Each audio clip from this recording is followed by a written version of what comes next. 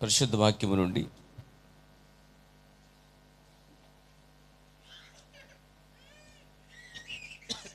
యెషయా గ్రంథము 43వ అధ్యాయము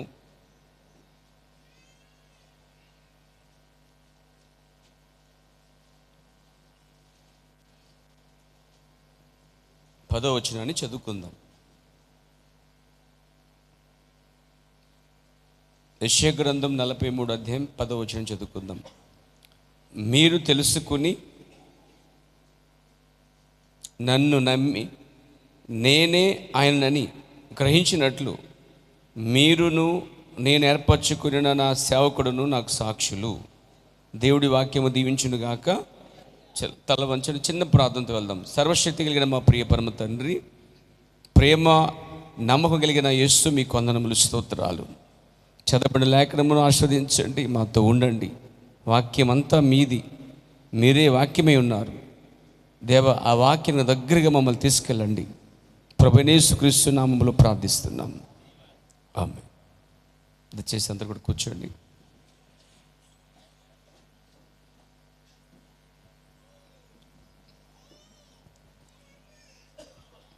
దేవుని నామమున మహిమ కలుగాక. మన అంశము సాక్షులు, విట్నెసెస్. మొదటి వారము సాక్షుల గురించి మాట్లాడుకున్నాం. రెండో వారం కూడా మనం సాక్షుల గురించి చెప్పుకున్నాం. ఇది బహుశా ఇది 3వ వారం అని నేను అనుకుంటున్నాను. Praise the Lord. మరి దీని గురించి మనం ధ్యానించుకుందాం. అయితే శ్రద్ధగా ఉండండి. దేవుని యొక్క మందిరంలో మనం ఉన్నాం కాబట్టి అతి ప్రాముఖ్యమైన మాట వింటున్నాం. ఆ ప్రాముఖ్యమైన మాట దేవుని వాక్యం. ఎవరన్నా మనకి నచ్చిన వాళ్ళు, మనకి ఇష్టమైన వాళ్ళు చెప్పినప్పుడు ఏం చేస్తామంటే చాలా శ్రద్ధగా వింటాం. లేదా ఒక మంచి వార్త, నీకు ఇష్టమైన సమాచారం, నీకు ఇష్టమైన మెసేజ్, లేదా నీకు ఇష్టమైనటువంటి మాట ఏదన్నా ఫోన్లోనో లేదా వ్యక్తితో చెప్పినప్పుడు దాన్ని వినడానికి చాలా చాలా ఆసక్తి చూపుతాం అన్నమాట. వాటన్నిటికంటే శ్రేష్టమైనది నిత్య జీవపు మాటలండి, దేవుని మాటలు. వినటం వల్ల విశ్వాసం పెరిగిద్ది. దేవునికి స్తుతి కలుగాక. మంచిది. అద్భుత సాక్ష్యాలు నేను రాకముందే మీరు చెప్పడం జరిగింది. అయినా నేను తర్వాత రికార్డ్ చేయబడుతున్నా ఆ వీడియో నేను చూస్తాను, వింటాను కూడా. అలాగే వాటిని మనము మన ఛానల్ అప్లై చేస్తాను అన్నట్టండి. వారు మరి మీరు భవిష్యత్తులో గతంలో సాక్ష్యం ఇచ్చినటువంటి వారు కూడా దాంట్లో ఉంటారు. సాక్ష్యం అనేది మనకు మాత్రమే కాదు, ఇతరులకు కూడా వెళ్తుంది. Praise the Lord. సాక్షులు అనేది మీరు కూడా సాక్షులై ఉన్నారండి. Praise God. ప్రతిదానికి ఒక సాక్ష్యం ఉంటుంది. ఇక్కడ ఒక్కొక్కరు నిలబెట్టుకుని, అయ్యా నువ్వు ప్రభులోకి ఎలా వచ్చావు, అసలు నువ్వు ఎక్కడ తిరిగావు దేవునిలోనికి, ఎప్పుడు మార్పు వచ్చిందని అడిగితే ఇక్కడ అందరూ అమూల్యమైన సాక్ష్యాలు చెప్పేవారు ఉన్నారండి. ప్రతి జీవితం వెనక ఒక సాక్ష్యము ఖచ్చితంగా ఉంటుందండి. Praise the lord. ఇక్కడ మనం చెప్పుకోతున్న సబ్జెక్టు దేవుని కొరకు, దేవుని పక్షాన నిలబడే సాక్షులండి. ఇప్పుడు దాకా మనం చెప్పే సాక్షులు కాదంటే అవి కూడా సాక్ష్యులే. దేవుడు నీ పట్ల చేసినటువంటి కార్యాలకి నువ్వు సాక్షివి, లేక దేవుడు నీ జీవితంలో జరిగించినటువంటి అద్భుతమైనటువంటి స్వస్థత కార్యాలు కావచ్చు, లేకపోతే నువ్వు మరలా రిలీజ్ అయ్యి మరలా నువ్వు సరిదిద్దుకోవడానికి దేవుడు చేసే కార్యాలు కావచ్చు. అవన్నీ నీ ఎదుగుదల కొరకు జరిగేవి. ఇంకా అవన్నీ నీ విశ్వాసం పెరగడానికి, అవన్నీ నీ జీవితాన్ని సరిదిద్దడానికి, నువ్వు కరెక్షన్ దిద్దుకోవడానికి ఉపయోగపడేటువంటి సాక్ష్యాలు. అవి కూడా మంచివే, కాదంటలేదు. అవి కూడా నిత్య జీవితంలో చాలా చాలా అవసరమండి. కానీ ఇక్కడ మనం చెప్పుకోతున్న సాక్షులు అలాంటి సాక్షులు కాదు. Praise the Lord. అలాగని చెప్పి మనం అలాంటి సాక్షులుగా ఉండొద్దు అంటే ఇవి పనికిరావంటే నో. అవి కూడా నీ జీవితాల్లో ఒక్కొక్క మెట్టు ఎక్కడానికి వెనక దేవుడు చక్కబెట్టుకుంటూ వస్తున్నాడని అర్థమైతే వారు ఎదిగిన వారని నేను నమ్ముతున్నాను. దేవునికి స్తోత్రం కలగాక. కొంతమంది ఉంటారు, ఎన్ని కార్యాలు జరిగినా గుడ్డెద్ది చేలో పడినట్టు అసలు గుర్తించరండి. జీవితంలో ఏ కార్యం జరిగినా దాని వెనక దేవుడే ఉంటాడండి. అది మేలైనా కీడైనా, అది మంచిదైనా లేదా అది నీకు నష్టమైనా, ఏదైనా దాని వెనక దేవుడే ఉంటాడు. వెంటనే మనం వెళ్ళవలసింది దేవుని వద్దకే. ఏ చిన్న కార్యమైనా, ఏ పెద్ద కార్యమైనా, దేనికి ఏ కార్యం జరిగిన జీవితంలో వెంటనే దేవుని వద్దకు వచ్చి, ప్రభువా నాలో ఏదైనా పొరపాటు ఉందేమో, నీకు నచ్చంది ఏదైనా ఉందేమో, అందుకే ఇది వచ్చిందేమో, దయచేసి నా జీవితాన్ని మెరుగుదిద్దడానికి, సరిదిద్దడానికి ఇది అవకాశమే ప్రభు అని నువ్వు గుర్తించాలి. దాన్ని నువ్వు గుర్తించి దాన్ని దేవుని వద్దకు వచ్చి దాన్ని ఉపయోగించుకోకపోతే నీకు ఇంకా ఇంకా ఇంకా నష్టం జరిగే అవకాశం ఉంది. Praise the Lord. సామెతలు ఉంటాయి కొన్ని, గోరుతో పోయేదాన్ని గొడ్ల దగ్గర తెచ్చుకున్నావని. అంటే గోరుతో గీకేదాన్ని వదిలిపెట్టేస్తే అలాగా అది పెద్దదయ్యి గొడ్డలు పట్టుకుని నరకంలో వస్తుందండి అని ఒక సామెత ఉందన్నమాట. అలాగే ఇంకా కొన్ని కార్యాలు ఉన్నాయి. అంటే కొన్ని కార్యాలు త్రుంచవలసిన సమయంలో త్రుంచేయాలి.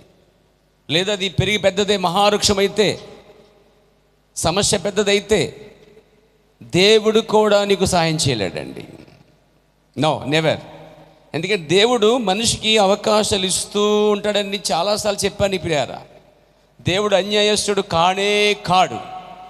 అలాగని విషయాన్ని చెప్పకుండా, దేవుడు నీకు తెలియజేయకుండా అన్యాయంగా తీసుకెళ్ళి పట్టుకుని నరకంలో పడేసేటువంటి అసమర్థుడు కాడు దేవుడు. ప్రతి దాన్ని తేటగా నీకు తెలియజేస్తాడు. నీ పంచేంద్రియాలు, నీకున్న 6 సెన్స్, 6వ జ్ఞానం దానిపైన పని చేయాలి. పని చేయకపోతే ఇక మొద్దువు నువ్వు అనమాట. ఏమంటారు, ఎందుకు పనికిరాని మొద్దు అంటారు అన్నమాట. ఎప్పుడు డిసైడ్ చేస్తాడు దేవుడు తెలుసా? అవకాశాలు ఇచ్చుకుంటూ వస్తాడండి ఆయన. సరి చేసుకుంటా అనుకో, తప్పు ఒప్పుకుంటా అనుకో. ఇప్పుడు ఉదాహరణకి ఆకాన్ అనే వ్యక్తి బైబిల్లో కనిపిస్తాడు మనకి. చాలాసార్లు చెప్పుకున్నాం ఆకాన్ కోసం చాలా సందర్భాల్లో ప్రవక్త మాట్లాడే సందర్భాలు ఉన్నాయి. ఆకాన్ తను చేసిన పొరపాటుని, తను చేసిన అబద్ధాన్ని, తను చేసినటువంటి అసమర్థతను బట్టి యుద్ధములో కొంతమంది నీతిమంతులు చనిపోయారు. మళ్ళీ వచ్చి యెహోషువ ప్రార్థన చేసినప్పుడు యెహోషువ చెప్పాడు దేవుడు, పలానా వ్యక్తి అని పేరు పెట్టి చెప్పలేదు దేవుడు. నో, మీలో ఒకడు ఈ కార్యం చేశాడు అన్నప్పుడు వెళ్ళి సీట్లు వేశాడు యెహోషువ ఎవరని చెప్పి. అప్పుడు సీట్లు ఒక్కొక్కటి తీసుకుని వచ్చారు. వెంటనే దేవుడు చెప్పలే.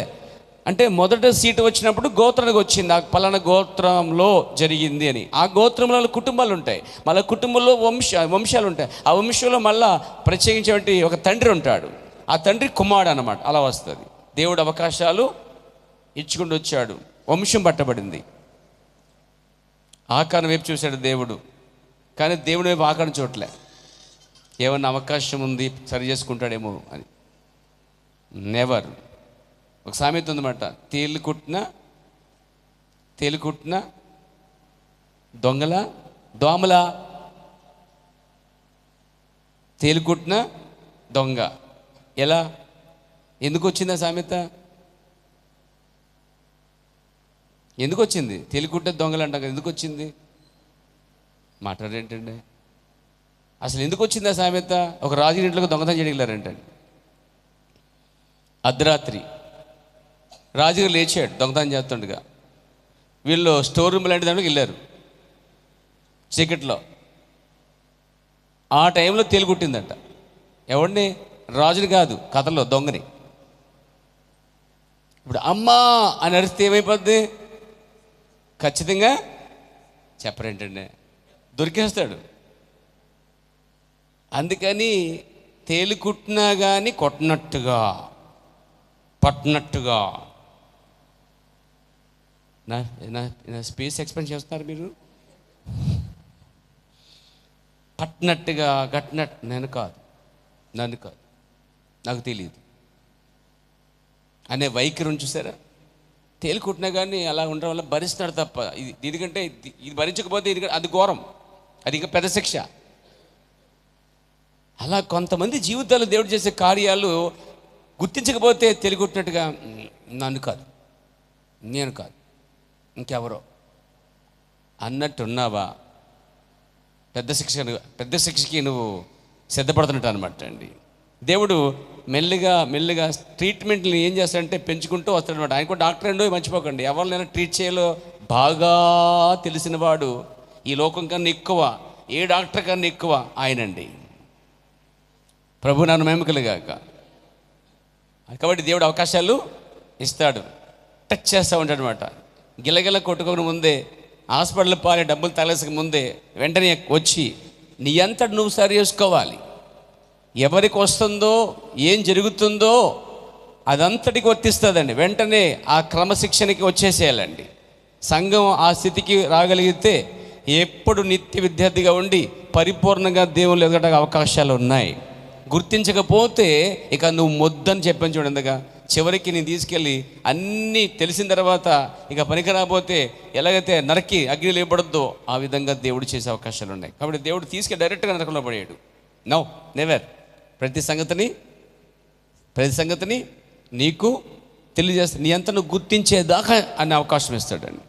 లాస్ట్ ఫైనల్ గుర్తించకపోతే ఏం గుర్తించాలి? ఎక్కడో చోట చిన్న పొరపాటు ఉంది, లేదా ఎక్కడో దేవునికి వ్యతిరేకంగా వెళ్తున్నావు, లేదా ఎక్కడో దేవుని వాక్యానికి విరుద్ధంగా నీ జీవితాన్ని మలుచుకుంటున్నావు, లేదా ఎక్కడో చీకటిలో రహస్య కార్యాల్లో ఎక్కడో బంధించబడి ఉన్నావు, లేక ఎక్కడో చిక్కబడి ఉన్నావు, ఎక్కడో పట్టబడి ఉన్నావు, ఎక్కడో పడిపోయి ఉన్నావు, ఎక్కడో చల్లరిపోయి ఉన్నావు, ఎక్కడో దేవునికి దూరంగా ఉంటున్నావు. వాటన్నిటి నుంచి దేవుడు తీసుకురావడానికి ఇష్టపడుతున్నాడు అండి. కాబట్టి ఈ కార్యాలు మన జీవితంలో, నా జీవితంలో, మీ జీవితంలో, ఎవరి జీవితంలో జరిగినా కానీ దేవుడు తన యొద్దకి దగ్గర అవ్వడానికి చేస్తున్నాడని గ్రహించగలిగితే మీరు ధన్యులండి. ఆ విషయంలో మనోనేత్రాలు వెలిగించబడినవారు, ప్రైజ్ ది లార్డ్, దేవుని ప్రతి కార్యాన్ని స్పందించగలవారు అన్నమాట. దేవునికి స్తోత్రము కలుగునుగాక. కాబట్టి ఇక్కడ చెప్పుకోతున్న సాక్షులు దేవుని పక్షాన, వాక్య పక్షాన, వాగ్దాన పక్షాన, మరణమైన సరే నిలబడినటువంటి వారు అన్నీ ఎదుర్కొన్నవారండి. Praise God. దీంట్లో మనం చెప్పుకున్న పాటలు చెప్పుకున్న ఒక్కొక్కటి మీకు జ్ఞాపం చేస్తాను. దేవునికి సాక్షులు కావాలి. God needs witness. Praise God. మీరు నాకు సాక్షులయ్యుందురు అని చెప్పాడు యెషయా గ్రంథంలో. పాత నిబంధనలో ప్రవక్తలందరూ దేవుని వాక్య పక్షాన, వాగ్దాన పక్షాన ప్రకటించడంలో ప్రకటించబడే దాన్ని నెరవేర్చబడే వరకు కూడా దాని పక్షాన వారి జీవితాంతం మరణంతం నమ్ముతూనే ఉండేవారు వాళ్ళు. Praise God. దేవుని నాకు స్తోత్రం కలిగాక. దేవునికి ఎవరు కావాలి? God needs witness. దేవునికి సాక్షులు కావాలి. ఎలాంటి సాక్షులు కావాలంటే ఆయన పరలోక పక్షాన, ఆయన వాక్య పక్షాన, ఆయన వాగ్దాన పక్షాన నిలబడి దానికోసము పోరాడేవారు కావాలి. మీ దేవుడు సమాధి చేయబడ్డాడు, అక్కడితో అయిపోయాడు, లేవలేదు అన్నప్పుడు ఇందుకు మేము సాక్షులు అన్నారు శిష్యులండి. ఎందుకు? ఆయన పునరుద్ధానుడకు, ఆయన శరీరము సమాధిలో కుళ్ళిపోలేదనుటకు ఇందుకు మేము సజీవ సాక్షులు అని చెప్పాడండి వాళ్ళు. పౌలు అంటాడు, పునరుద్ధానుడైన యేసుక్రీస్తుని మేమేం చేస్తున్నాం? సమాధిలోంచి లేపబడిన యేసుని మేము ప్రకటిస్తున్నామని చెప్పాడు. అందుకు మేము సాక్షులం అన్నారండి. చూసారా, వారు పునరుద్ధానం కోసం సాక్షులుగా ఉన్నారు, అద్భుతాల కోసం సాక్షులుగా ఉన్నారు, దేవుడు చెప్పిన ప్రవచనాలకి సాక్షులుగా ఉన్నారు. ఏలియా వచ్చి అంటాడా, ఈ మంచి అయినా వర్షమైనా పడదు, ఇది నా మాట కాదు, దస్ సై ద లార్డ్, యెహోవా ఇలాగూ సెలవిచ్చినది. అవునా? మేము నమ్మకమైన పర్లేదు, నేను నమ్ముతాను, నేను దానికి సాక్షిని. Praise the Lord. ఇప్పుడు మీరు కూడా సాక్షులు ఉండొచ్చు. ఉదాహరణకి వింటున్నారా? ఆయన పొందిన దెబ్బల వలన స్వస్థత కలిగిద్ది అని ఉంది. దానికి మీరు ఎంతమంది సాక్షులుగా ఉంటారు? నేను దానికి ఇక్కడ మొదటి సాక్షిగా ఉండకూడుతున్నాను. Praise the lord. అందులో నాకు ఎంత అనుమానం కానీ అపనమ్మకం కానీ లేనే లేదు. ఎందుకని? ఆ పక్షాన్ని ఉన్నాను కాబట్టి. నువ్వు అదే పక్షాన్ని ఉండి ఏది? యేసుక్రీస్తు పొందిన దెబ్బల ద్వారా నాకు స్వస్థత అనే ఆ వాక్య పక్షాన మీరు నిలబడే వరకు ఆ వాగ్దానం మీ సొత్తు. దాని పక్షం నిలబడకపోతే మీరెన్నడూ దానికి అర్హులు కారు. Praise the lord. ఇంకొక వాగ్దానం ఉంది. రోగి అయిన వాడి వద్దకి పెద్దలు వెళ్ళి నూనె రాసి ప్రార్థన చేస్తే ఆ రోగి స్వస్థపరచబడతాడని ఉంది. కానీ దాని పక్షాన్ని నిలబడేవారు ఎవరు? Praise the Lord. దేవునికి స్తోత్రం కలిగాక. ఆయన లేచాడు అని నిలబడ్డారు వాళ్ళు. ప్రవక్తలందరూ ఆయన చెప్పింది ఏదో జరిగిద్ది నిలబడ్డారు.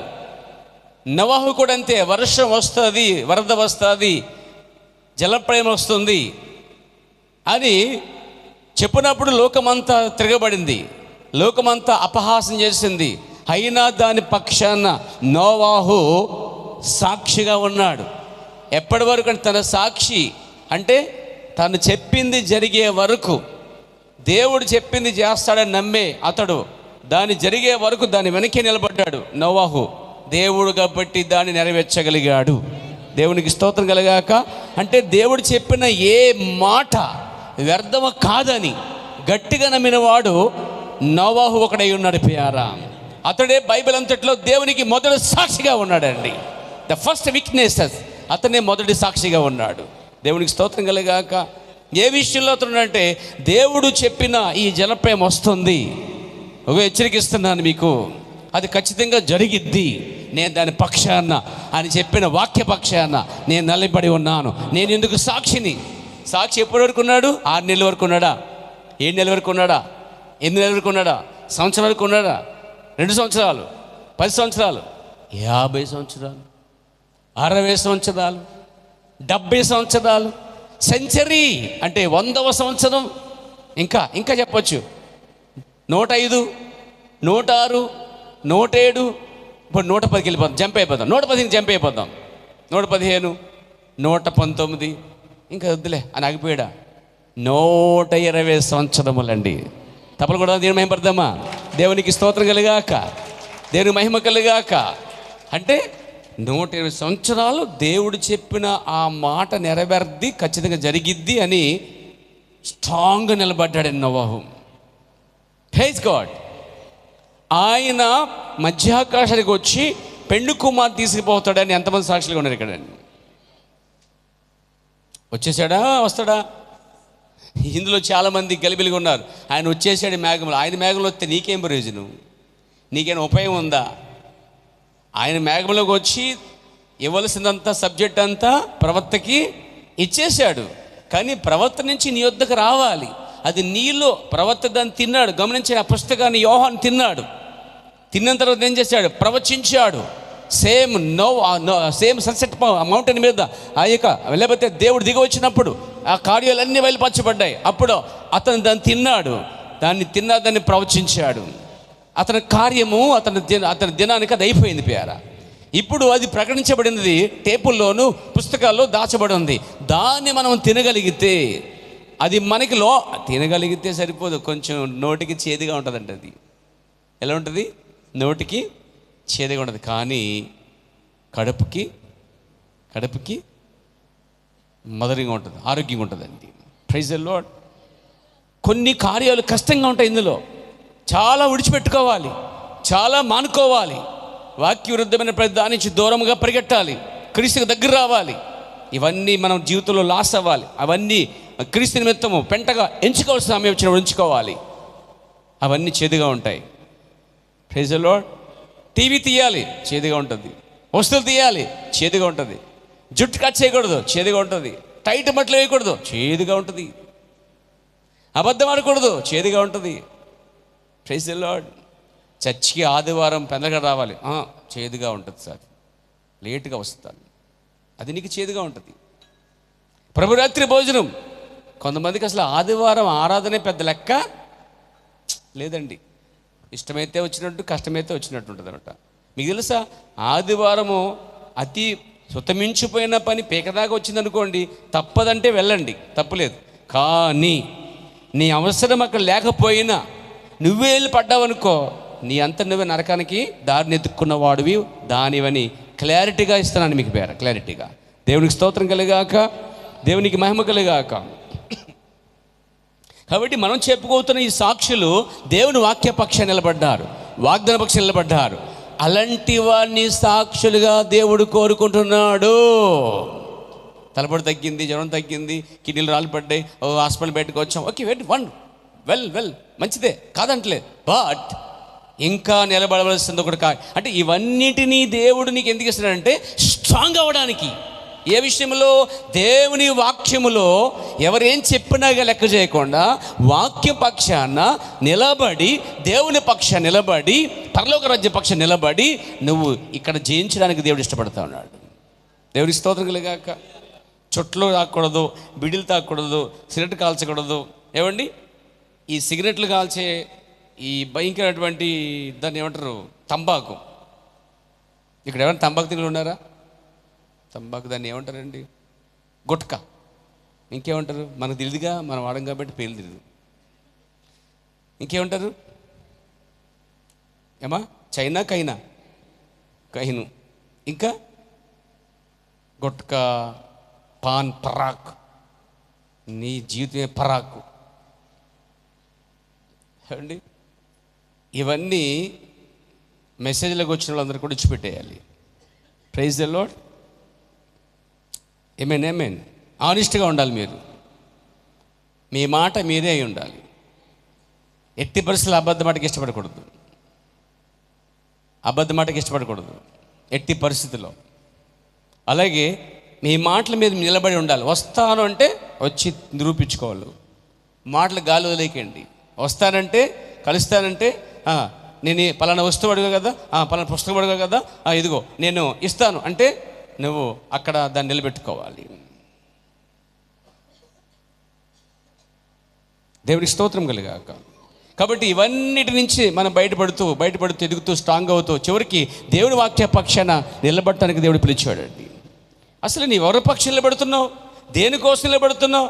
ఎవరి కోసం జీవిస్తున్నావు అడిగితే ఏదో ఆదివారం అందరూ వెళ్తున్నాను కాబట్టి వెళ్తున్నాను. నో. దేవునికి సాక్షులు కావాలని కోరుకుంటున్నాడండి. God need witness. దేవుడు సాక్షులు కోరుకుంటున్నాడు. దేవుడికి స్తోత్రం కలుగాక. చెప్పొచ్చు హల్లెలూయా. మొదటి మాట చెప్పాను, నోవాహు దేవునికి సాక్షి అయి. రాసుకోండి ఒకసారి పిల్లలు, మీ పుస్తకం చూసుకోండి. నోవాహు దేవునికి సాక్షి అయి ఉన్నాడు. అది మనం చెప్పుకున్నాం. Praise God. రెండో మాటకు వచ్చాం. షడ్రక్ మెషక్ అబేద్నెగోలు దేవునికి సాక్షులై ఉన్నారు. అక్కడే మనం చెప్పుకున్నాం. పోయిన వారం అంతా అక్కడే తిరిగాం. Praise the lord. అది రెండో పాయింట్. మొదటి పాయింట్ నోవాహు దేవునికి సాక్షులుగా ఉన్నారు. రెండో పాయింట్ షడ్రక్ మెషక్ అబేద్నెగోలు దేవునికి సాక్షులై ఉన్నారు. Praise God. వీళ్ళు ఎలా సాక్షిగా ఉన్నారో దీంట్లో మనకి ఈ అబేద్నెగో గురించి, లేకపోతే ఈ షడ్రక్ మెషక్ అబేద్నెగో గురించి ఇంచుమించుగా కొన్ని పాయింట్లు అయితే నేను తీసి ఉంచాను వర్తమానంలోంచి. ఆ పాయింట్లు ఏంటంటే ఇంచుమించుగా 13 పాయింట్లు వచ్చాయి. ఒక్కొక్క పాయింట్ మీరు విన్నాదో లేదో ఒకసారి పరిశోధన చేసుకోండి. దాన్ని జ్ఞాపం చేస్తున్నాను. మొదటి పాయింట్, షడ్రక్ మెషక్ అబేద్నెగోలు దేవుని కోసం నిలబడినప్పుడు వారి గురించి మాట్లాడుతున్నప్పుడు 13 పాయింట్లు ఉన్నాయి. దాంట్లో మొదటి పాయింట్, ఆయనకు ఎల్లప్పుడూ సాక్షులు ఉన్నారు అని చెప్పా. Praise God. దేవునికి అన్ని కాలాల్లో అన్ని సమయాలలో సాక్షులు ఉన్నారు. లేదు, ఆయన ఉంచుకున్నాడు, ఆయన దాచుకున్నాడు, వారిని ఆయన భద్రపరిచాడు. ఇలా పదేపదాలు ఎన్ని చెప్పినా తీరదండి. Praise the Lord. బట్ దేవునికి సాక్షులు ఎల్లప్పుడూ, అంటే దేవుడు ఒక సాక్షిని కలిగి లేకుండా అసలు ఏ కాలము లేదంటండి. అసలు ఏ కాలము. మనం చెప్పుకోబోతున్న ఈ సాక్షులు ఎలాంటి సాక్షులు? దేవుడు చెప్పిన వాక్య పక్షాన నిలబడిన సాక్షులు. అంటే దేవుని వాగ్దాన పక్షాన నిలబడిన, శోధనలోను, కష్టాల్లో, నిందల్లో, అవమానములో దేవుని వాక్య పక్షాన నిలబడిన వారండి. దేవునికి స్తోత్రం కలుగాక. దేవుడు ఎల్లప్పుడూ సాక్షులు కలిగి ఉన్నాడు. అంటే అనాది నుంచి నేటి వరకు కూడా దేవుడు సాక్షులు కలిగి ఉన్నాడు. Praise God. యోబుకు సాక్షిగా ఉన్నాడు, అందులోనే. అబ్రహాముకు సాక్షిగా ఉన్నాడు, అందులోనే. ఎవరో ఒకరు ఎక్కడో చోట దేవునికి సాక్షులు అంటూ ఉండేవారని ఉంటూనే ఉన్నారంటండి. ఆది నుంచి ఫ్రమ్ ద బిగినింగ్ ఇప్పటి వరకు కూడా. దేవునికి స్తోత్రం కాక. Beginning to end. దేవునికి స్తోత్రం కలిగాక. నెంబర్ 2, దేవుడు సాక్షులను కోరుచున్నాడట. గాడ్ వాంట్స్ విట్నెస్ అన్నాడు. దేవుడు సాక్షులను కోరుకుంటున్నాడట. లోరీ. Praise the Lord. బాబు నాకు సాక్షిగా ఉండు అని బతిమాటలే. గుర్తుపెట్టుకోండి. దేవుడు వాళ్ళ జీవితంలో ఏదో చేస్తాడు, వాళ్ళ జీవితాలు మార్చబడతాయి, వారి జీవితాలు ప్రభువుకు సమర్పించుకుంటారు. ఇక ఫ్రమ్ దట్ టైం, ప్రవక్త ఒక అర్థం చెప్పాడు, ఫ్రమ్ దట్ టైం, అప్పటి నుండి మార్పు వచ్చిందని. ఫ్రమ్ దట్ టైం అనగా ఏదో ఒక సమయంలో దేవుడు నువ్వు కలుసుకున్న చూడు, that call from that time. అదే అప్పటి నుండి అంటే ఫ్రమ్ దట్ టైం అంటే అప్పటి నుంచి ఏదో నీ జీవితంలో మార్పు జరిగింది. ఉదాహరణకి నోవాహు, ఉదాహరణకి మోషే, ఉదాహరణకి చాలామంది సౌలు పౌలుగా మార్చబడటం, ఎక్కడో టర్న్ పాయింట్, జీవితంలో మార్పు కలిగింది. జీవితంలో వారు జీవితాన్ని మార్చుకున్నారు. ఎక్కడో చోట దేవుడు మానవుడు కలుసుకున్న చోట ఆ జీవితాలు కరెక్ట్గా మారిపోతాయట. అంటే సరిగ్గా జీవితము ప్రభు కోసం అంకితం చేయబడుతుందండి. Praise the Lord. రెండో పాయింట్ ఏంటి? దేవుడు సాక్షులను కోరుచున్నాడు. ఎలాంటి సాక్షులు కోరుకుంటున్నాడు? స్ట్రాంగ్గా ఉన్నవాళ్ళు, అనగా వాళ్ళు పరిశోధించబడి, పరీక్షించబడి, శోధించబడి, ఆ తర్వాత శుద్ధ సవనగా మార్చబడి, అప్పుడు దేవుడు వాక్య పక్షాన నిలబెట్టుకుంటున్నాడు అండి. అంటే విధంగా చెప్పలేని ట్రైనింగ్ ఇచ్చి, ఎలాంటి ట్రైనింగ్? అన్ని విషయాలు ఆరి తేరి బయటకు వస్తూ అన్ని ముందుకెళ్తూ బలంగా నిలబడుతున్నప్పుడు, స్ట్రాంగ్ అవుతున్నప్పుడు ఇలాంటి వాడిని దేవుడు సాక్షిగా కోరుకుంటున్నాడు. అంతేగాని ఈరోజు సాక్ష్యం ఇచ్చి రేపు మారిపోయేవాళ్ళు కాదు. ఈరోజు వాక్య పక్షం నిలబడి మొన్నటిదాకా స్వస్థపరిచేవాడు ఈరోజు స్వస్థపరచలేకపోతున్నాడు. ఆయన నా వల్ల కాదు, అప్పుడు స్వస్థలు జరిగాయి, ఇప్పుడు స్వస్థలు జరగట్లేదు, కాబట్టి నా వల్ల కాదు, దేవుడు మారిపోయాడు, వాక్యం మారిపోయింది అని సాక్ష్యం ఇచ్చేవాళ్ళు కాదు. ఆయనకు కావాల్సింది ముందు నుంచి ఒకే సాక్ష్యం. దేవుని స్తోత్రం. మూడో పాయింట్, దేవుని కొరకు సాక్ష్యం ఇచ్చే ప్రతి మనుషుడు అగ్ని పరీక్ష గుండా రావలసి వచ్చెను. ఇది కూడా మీ పాయింట్ చెప్పాను ఆల్రెడీ. ఎంతమందికి గుర్తుంది? మూడో పాయింట్ అది. దేవుని కొరకు సాక్ష్యం ఇచ్చే ప్రతి మనుషుడు, అందులో సేవకుడు కావచ్చు, పెద్ద కావచ్చు, ఇంకేం చెప్పుకోండి, క్రీస్తులకు వచ్చిన ప్రతి వారికి అని చెప్పుకోవచ్చు. అగ్ని పరీక్షలు గుండా దేవుడు పరలోకం ఊరికి ఇచ్చాడండి, ఇక్కడ చాలా ట్రైనింగ్ ఇస్తాడండి. అంతేగాని ఇక్కడ గొట్టంలో పెట్టి అని ఊస్తే అక్కడ అలా పడిపోయి పరలోకంలో ప్రభువా స్తోత్రం నువ్వు దావు ఈ గొట్టలోంచి వచ్చి పడిపోయింది ప్రభువా, అలాంటిది దొరకదు, అవకాశం లేదండి. నెవర్. ఈ కష్టాల నుంచి, శోధల నుంచి, ఈ పరీక్షలు గుండా రావాలి. నీ జీవితంలో అన్నీ పోతావు, అన్నీ కోల్పోతావు. నాలా అంటే బహుశా లేకపోవచ్చు. నా జీవితంలో చాలా కోల్పోయాను నేను పేరు. అయితే దానికి బాధపడలేదు, అది దేవుని పరీక్ష అనుకుంటాను పేరు. దానికి ప్రజలు ఎన్ని పేర్లు పెట్టినా నాకు అనవసరం. దేవుడు ఏం పెడతాడో దానికి అవసరమైన దేవునికి స్తోత్రం కలుగాక. నేను లెక్క చెప్పవలసింది, ప్రూవ్ చేసుకోవాల్సింది ఆ ఎదుటి ప్రజల కోసం కాదు, కానీ నేను లెక్క చెప్పవలసింది, ప్రూవ్ చేసుకోవాల్సింది దేవుని ఎదుటి పేర. దేవునికి స్తోత్రం కలుగాక. అలాగే నీ జీవితంలో కూడా ఎన్నో పరీక్షలు వస్తాయి. పరీక్షలు వచ్చినప్పుడు బయట వాళ్ళకి నువ్వెవరు అర్థం కాదు. అసలు కొన్నిసార్లు నీకే అర్థం కాదు, కొన్నిసార్లు నీకే నువ్వెవరో అర్థం కాదు. పరీక్షలు కొన్నిసార్లు దేవుడు చెప్పు తీసుకురాలేదండి, చెప్పకుండా తీసుకునే సందర్భాలు ఉన్నాయి. ఇంకో విషయం చెప్పనా, ప్రార్థన చేశాడు ఎలీషా. ఒక రోజున స్వస్థత జరిగింది, అబ్బాయి అంటే బిడ్డ పుట్టాడు, ఆరోగ్యవంతుడిగా ఉన్నాడు, అంతా బాగుంది. సడన్గా కాయలు పడ్డాడు. ఎవరు? ఆ కుమార్తె ఏం చేసిందంటే, ఎవరు ఆ శూన్యమీరాలు ఏం చేసిందంటే, ఆ బిడ్డను తీసుకెళ్ళి ప్రవక్త గదిలో, పై గదిలో, ఎక్కడండి? ఏకంగా శూన్యమీరాలంటే గుర్తుపెట్టుకోండి, శూన్యమీరాలు తన ఇంటి పైన ఒక గది కట్టి ఆ గదిని వాడకుండా ఆ గదిని కేవలం సేవకుడికి మాత్రం ఇచ్చిందండి. అలాంటి శూన్యమీలను బట్టి దేవునికి స్తోత్రం కలుగును గాక. దేవుడు వారిని దీవించుగనుక. ఒకవేళ ప్రపంచం అంతటా ఉంటే, ఇక్కడ ఉంటే కూడా వారిని కూడా దేవుడు దీవించును గాక. పరిచయం చేశారు ఆ ఫ్యామిలీ, ఇద్దరు భార్యాభర్తలు. ఆ ఒక్కతే కాదు, భార్యాభర్తలు పరిచయం చేశారు. వృద్ధులు వాళ్ళు, పిల్లలు లేరు వారికి. అసలు పిల్లల కోసం ఆ పని చేయలేదు వాళ్ళు, పిల్లల కోసం వారు పని చేయలేదు. అయ్యో ఈ దైవజనుడు చాలా ఎండనక వాననక వచ్చి ఈ ప్రాంతంలో సేవ చేసి వెళ్తున్నాడు, అతను ఉండడానికి అలసట తీర్చుకోవడానికి ఒక గది ఏర్పాటు చేద్దామని తన భర్తని పిలిచి మాట్లాడితే భర్త అన్నాడంట, ఓకే ఏమన్నాడంటే, స్వీట్ హార్ట్, ప్రియమైన హృదయమా, మై స్వీట్ హార్ట్, నువ్వేం చెప్పినా ఓకే, నువ్వు మంచి దానివి, ఎందుకంటే నువ్వు నాకు మంచి భార్య, అవి ఆలోచన పర్రాలు, ఇవి నువ్వు మంచి ఆలోచిస్తావు, ఏం చేసినా పర్లేదు, ఓకే కాంట్రాక్ట్ని తీసుకొస్తారు సాయంకాలంకి, ఏమేం కావాలి, ఎలా కట్టాలి అని అడిగాడట. ఒక్క ప్రశ్న వేయకుండా, బుద్ధి ఉందా, అదే నీకు సిగ్గు ఉందా, అసలే ఎవరికిస్తావు అని అరిచేస్తాం. కొంతమంది భర్తలు అరిచేస్తారండి. అసలు మనకు ఉందా పెడతానికి, మళ్ళీ మనకి దిక్కులేదు, మళ్ళీ ఆడో కూడా అని చెత్తవాగుడు వగుతారండి కొంతమంది. కానీ అతడు అలా కాదు, తన భార్యకి రెస్పెక్ట్ ఇచ్చాడు, తన భార్య అనుకున్న రూమ్ విషయంలో రెస్పెక్ట్ ఇచ్చాడు, కాంట్రాక్ట్ పిలిపించాడట, కట్టించాడట. దేవుని స్తోత్రం కలిగాక. వండర్ఫుల్ రూమ్ అంటుంది. అందులో ఒక బల్ల, ఒక లైటు, కూర్చుండే కుర్చీ, అలసిపోయినప్పుడు పడుకున్నాక మంచం, ఆ గదిలోనికి ఇంకెవ్వరు వెళ్ళేవారు కాదు. కేవలము పరిచయం చేయటం, భార్యాభర్తలు ఆయనకి భోజనం ఏర్పాటు చేయటం, వచ్చేయటం. ఆయన భోజనం చేసి కాసేపు వాక్యం చదువుకుని ప్రార్థన చేసుకుని అలసట తీసుకుని మళ్ళీ ఆ ఊర్లో సేవ చేసి వెళ్ళేవాడు అంటండి. అంత ఆతిథ్యం ఇచ్చినప్పుడు అన్నాడు పిలిచి, ఇంత చేశారా మీరు, అసలు మీకేం కావాలని అడుగుతుంటే, అప్పుడు నీకు కుమారుడు పుట్టును వచ్చిన గాక, కుమారుడు వస్తాడు నీకు అని చెప్పి ఒక వాగ్దానం ఇచ్చి వెళ్ళిపోతాడే. సరే, ఒక సేవకుని తృప్తిపరిచినప్పుడు, ఒక సేవకుని బాధపరిస్తే ఆశీర్వాదాలు రావండి, గుర్తుపెట్టుకోండి. ఒక సేవకుని మనసును బాధపరిస్తే ఆశీర్వాదాలు రావు. అదే బైబిల్ ద్వారా రుచి చేస్తాను మీ పేర. అదే సేవకుని తృప్తిపరిచావు, ఆనందపరిచావు, రెస్పెక్టే అంటాం. మంచి భోజనం అని కాదు నేను చెప్పేది అక్కడ, అది ఓకే, వాట్ ఎవర్, అది ఎవరైనా చేస్తారు. రెస్పెక్ట్, గౌరవం, మర్యాద, లోబడి చెప్పింది చెప్పినట్టుగా చేయటం, రెస్పెక్ట్ ఇవ్వటం, అలాగే మీరు చెప్పింది ఖచ్చితంగా చేస్తాను విధేయత, వినయం చూపించటం, అదొక రెస్పెక్ట్ అన్నమాట. అది ఆ యొక్క సేవకుని గౌరవపరచడం, సంతోషపరచటం. ఆ సంతోషంలో నీకేం కావాలని అడిగాడు. అయ్యా సరే పిల్లలు లేరని తెలుసుకున్నారు, సరే నీ మీద పిల్లలు పడతాడని చెప్పేసి.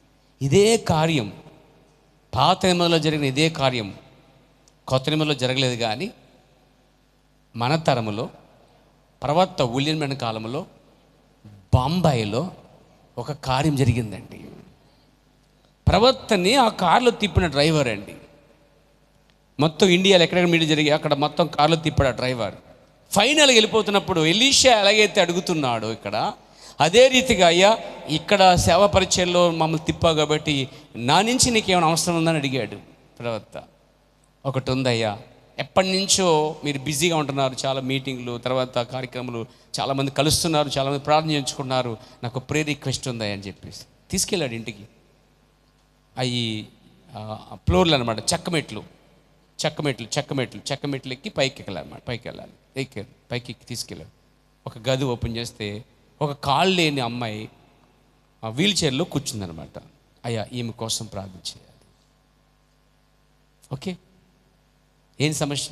ఎప్పటి నుంచో కాలు చచ్చబడిపోయినాయి, ఆ మంతటం నడవలేకపోతుంది, ఇక్కడ నడవలేరని డాక్టర్ చెప్పారయ్యా.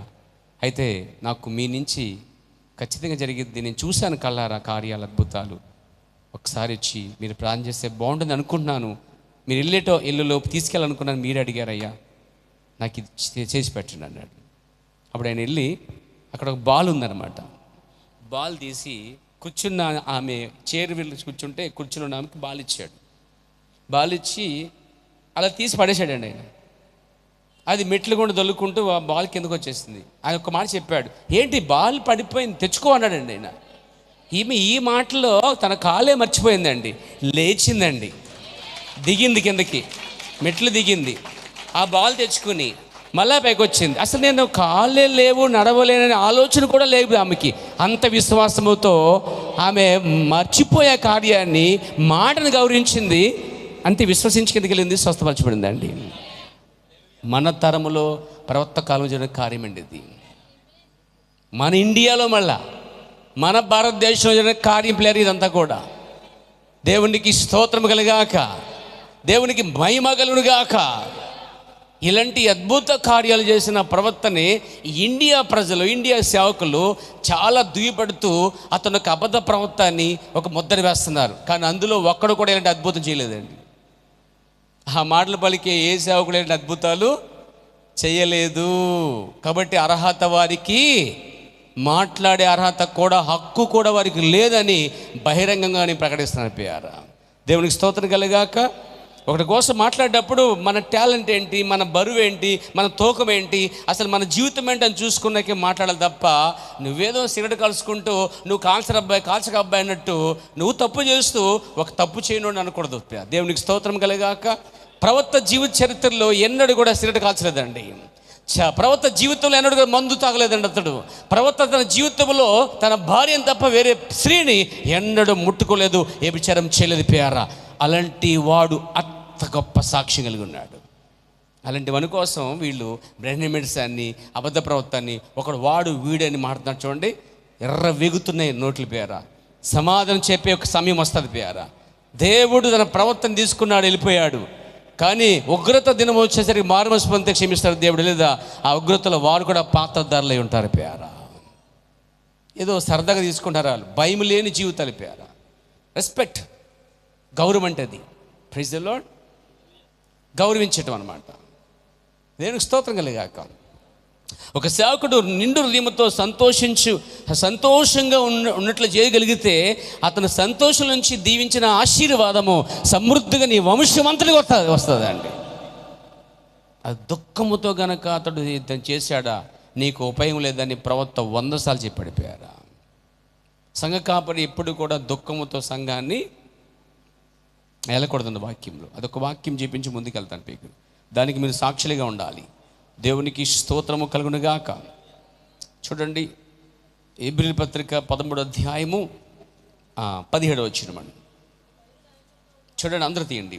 హెబ్రీయులు రాసిన పత్రిక 13వ అధ్యాయం 17వ వచనము సిస్టర్ గారు చదువుతున్నారు. అందరు తీయండి. 209వ పేజీ. అందరు తీయండి, ఒక్క నిమిషం అందరు తీయండి. 209వ పేజీ, హెబ్రీయులు రాసిన 13వ పత్రిక 13వ అధ్యాయం 209వ పేజీ నా బైబిల్లో. మరి పాత నిబంధన గ్రంథం. ఎంత క్లారిటీ ఇవ్వక్కలేదు అనుకుంటున్నాను పేరా. మీరే చిన్నపిల్లలు కాదు. Praise the lord. హెబ్రీ పత్రిక అనగానే టక్కమని ఇందాక సిస్టర్ చూడండి, మైండ్ అక్కడికి వెళ్ళిపోయింది. అలా ఎదగాలి వాక్యంలో పేరా. దేవునికి స్తోత్రం కలిగాక. దానికి ఒక చిన్న ఉదాహరణ చెప్తాను. ఆపరేషన్ చేసినప్పుడు డాక్టర్ గారు అన్నీ చెప్పాడు. సూదియమ్మ, దార్మియమ్మ, కత్తియమ్మ, సూదియమ్మ, పప్ప అని చెప్పడండి. ఏమ్మా చెప్తాడా? అదంతా ముందే ట్రైనింగ్ అయిపోద్ది. ఇక్కడ ఆపరేషన్ చేస్తే మాటలు ఉండవే. ఆపరేషన్లో నోటికి మాస్క్ వేసుకుని చేస్తారు. ఇలా చేయబట్టగా ఏమివ్వాలి?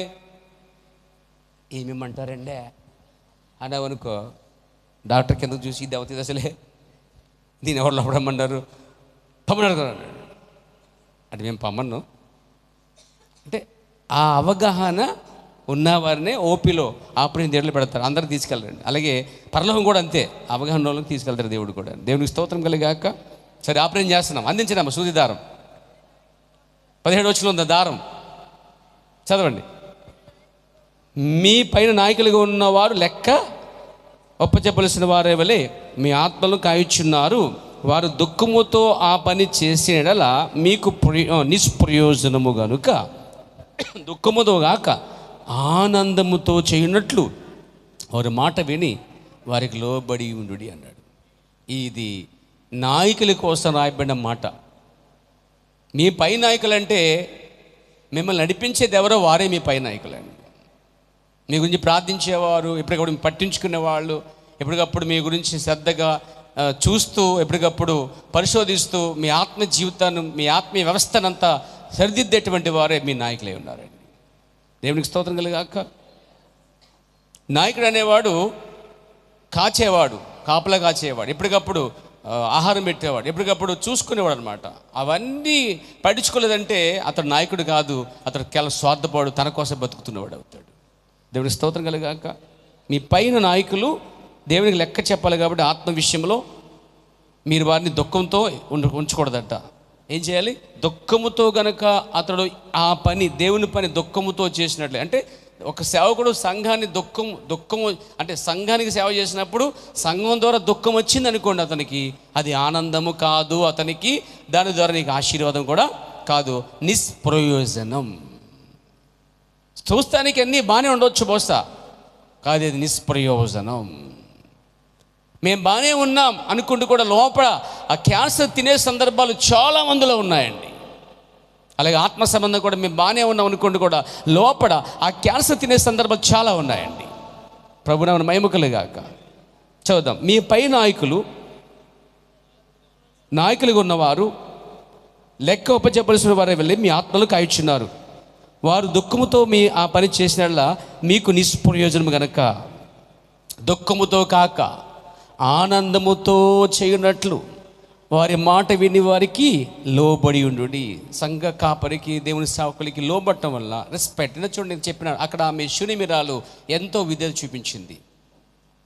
వెంటనే ఒక రూమ్ కట్టారు, సిద్ధపరిచారు, ఇంత చేశారు. వెళ్ళేటప్పుడు నాడు ఆయన ఏం కావాలని బిడ్డనిచ్చాడు దేవుడు. దేవుని స్తోత్రం కలిగాక. ప్రైజ్ ది లార్డ్, హల్లెలూయా. చూడండి, ఒక బిడ్డనిచ్చాడు. ఆ బిడ్డ చనిపోయింది. ఆ బిడ్డని తీసుకెళ్ళి ఏం చేసిందంటే ఎటువంటి అల్లరి చేయకుండా, ఎటువంటి ఇబ్బంది పట్టకుండా ఆ బిడ్డని ఆ సేవకుని గృహంలో పెట్టింది, బెడ్రూమ్లో పెట్టింది. తలుపులు వేసింది, పనివాడిని పిలిచింది, గాడిద గంతలు కట్టి తీసుకెళ్తున్నప్పుడు తన భర్త పిలిచి, ఇది అమావాస్య కాదు, విశ్రాంతి దినం కాదు, ఎందుకు వెళ్తున్నావు అడిగాడు.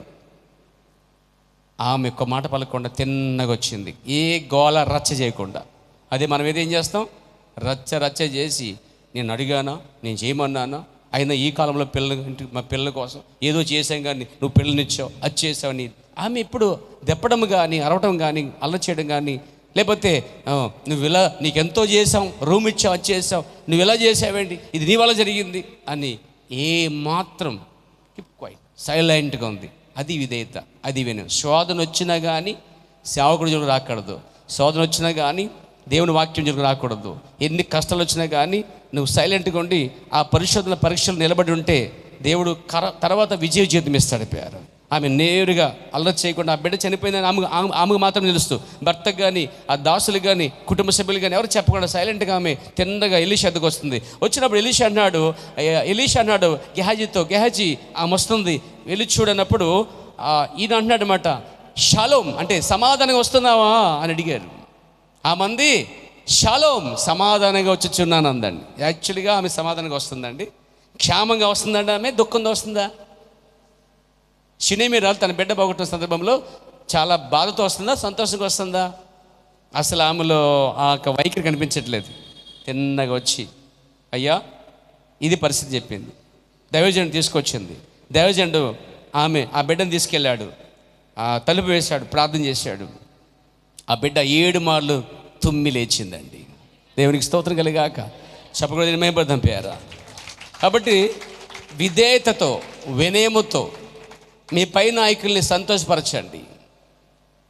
దుఃఖముతో ఆ పని చేస్తే అది మీకు నిష్ప్రయోజనం, అదే ఆనందంతో చేస్తే అది మీకు ప్రయోజనకరం అండి. కాబట్టి మూడవది, దేవుని కొరకు సాక్ష్యం ఇచ్చే ప్రతి మనుషుడు అగ్ని పరీక్షల గుండా రావలసి వచ్చాను. Praise the lord. ఇక్కడ దేవుడు పిలిచిన ఆ వ్యక్తులు ఎవరైనా కావచ్చు, పరీక్షల గుండా వస్తారండి. పరీక్ష అనేది చాలా ప్రాముఖ్యమైన భాగం. సంవత్సరం అంతా చదివిన తర్వాత సంవత్సరంలో ఎవరైతే ఎగ్జామ్ పెట్టినప్పుడు ఎగ్జామ్లో పాస్ అవుతారో, అలాగే క్వాలిఫైడ్ అవుతారో, అలాగే దేవుళ్ళు కూడా నువ్వు కొనసాగినప్పుడు అనేకమైన పరిశోధనలు, అనేకమైన కష్టాలు మీకు వస్తూ ఉంటాయి. అందుకంటే దేవుని కొరకు సాక్ష్యం ఇచ్చే ప్రతి మనుషుడు అగ్ని పరీక్ష గుండా వెళ్ళవలసి వచ్చింది.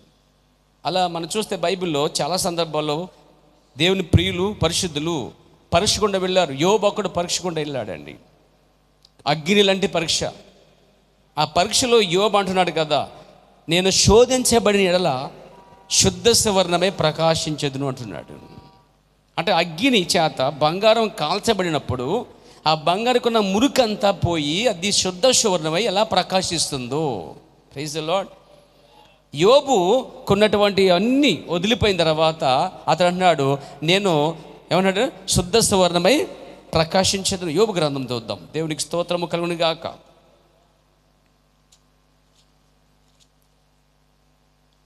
యోబు అన్న ఒక మంచి మాట మనం చూద్దాం. దేవునికి స్తోత్రం కలుగును గాక.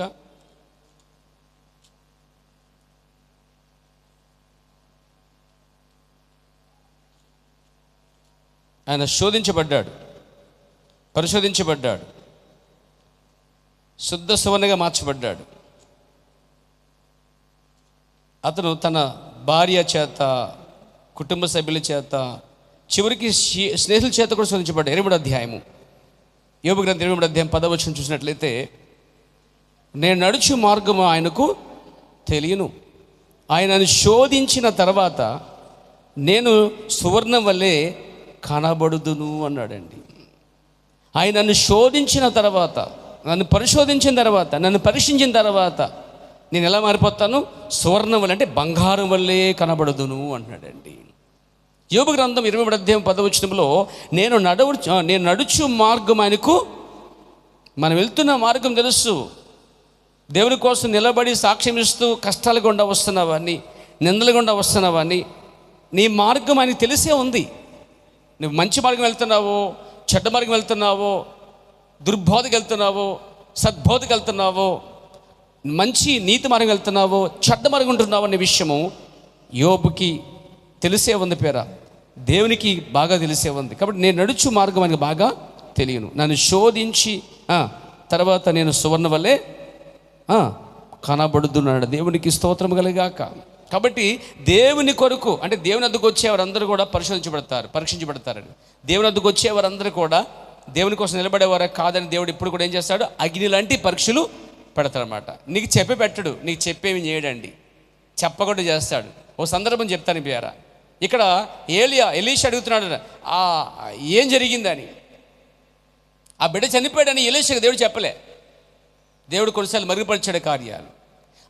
అలాగే మనం చూస్తాం, మోషే ఆ సైన్యం తీసుకెళ్ళిపోని చెప్పాడు దేవుడు. వెళ్ళిపోతుండే దారిలో ఎర్ర సముద్రం అడ్డు వచ్చింది. వెనకాల సైన్యము తరుముతుంది, ఎదుట ఎర్ర సముద్రం ఉంది. వాళ్ళు ఎర్ర సముద్రం నుంచి వెళ్ళలేరు, ఏదలేరు, కష్టం. కుడివైపున కొండలు ఉన్నాయంట, ఎడమవైపున ఎడారు ఉందటండి. ఎడారిలోంచి వెళ్ళినా దొరికేస్తారు. కొండలు ఎక్కలేని పరిస్థితులు ఉన్నారు, తప్పించుకోలేరు, శత్రువుకి దొరికే అవకాశాలు ఉన్నాయి. అప్పుడు దేవుడు పైనుంచి వస్తున్నాడట. Praise the lord. దాన్నే పరీక్ష అంటే. ఇప్పుడు ఏం చేస్తారు వాళ్ళు?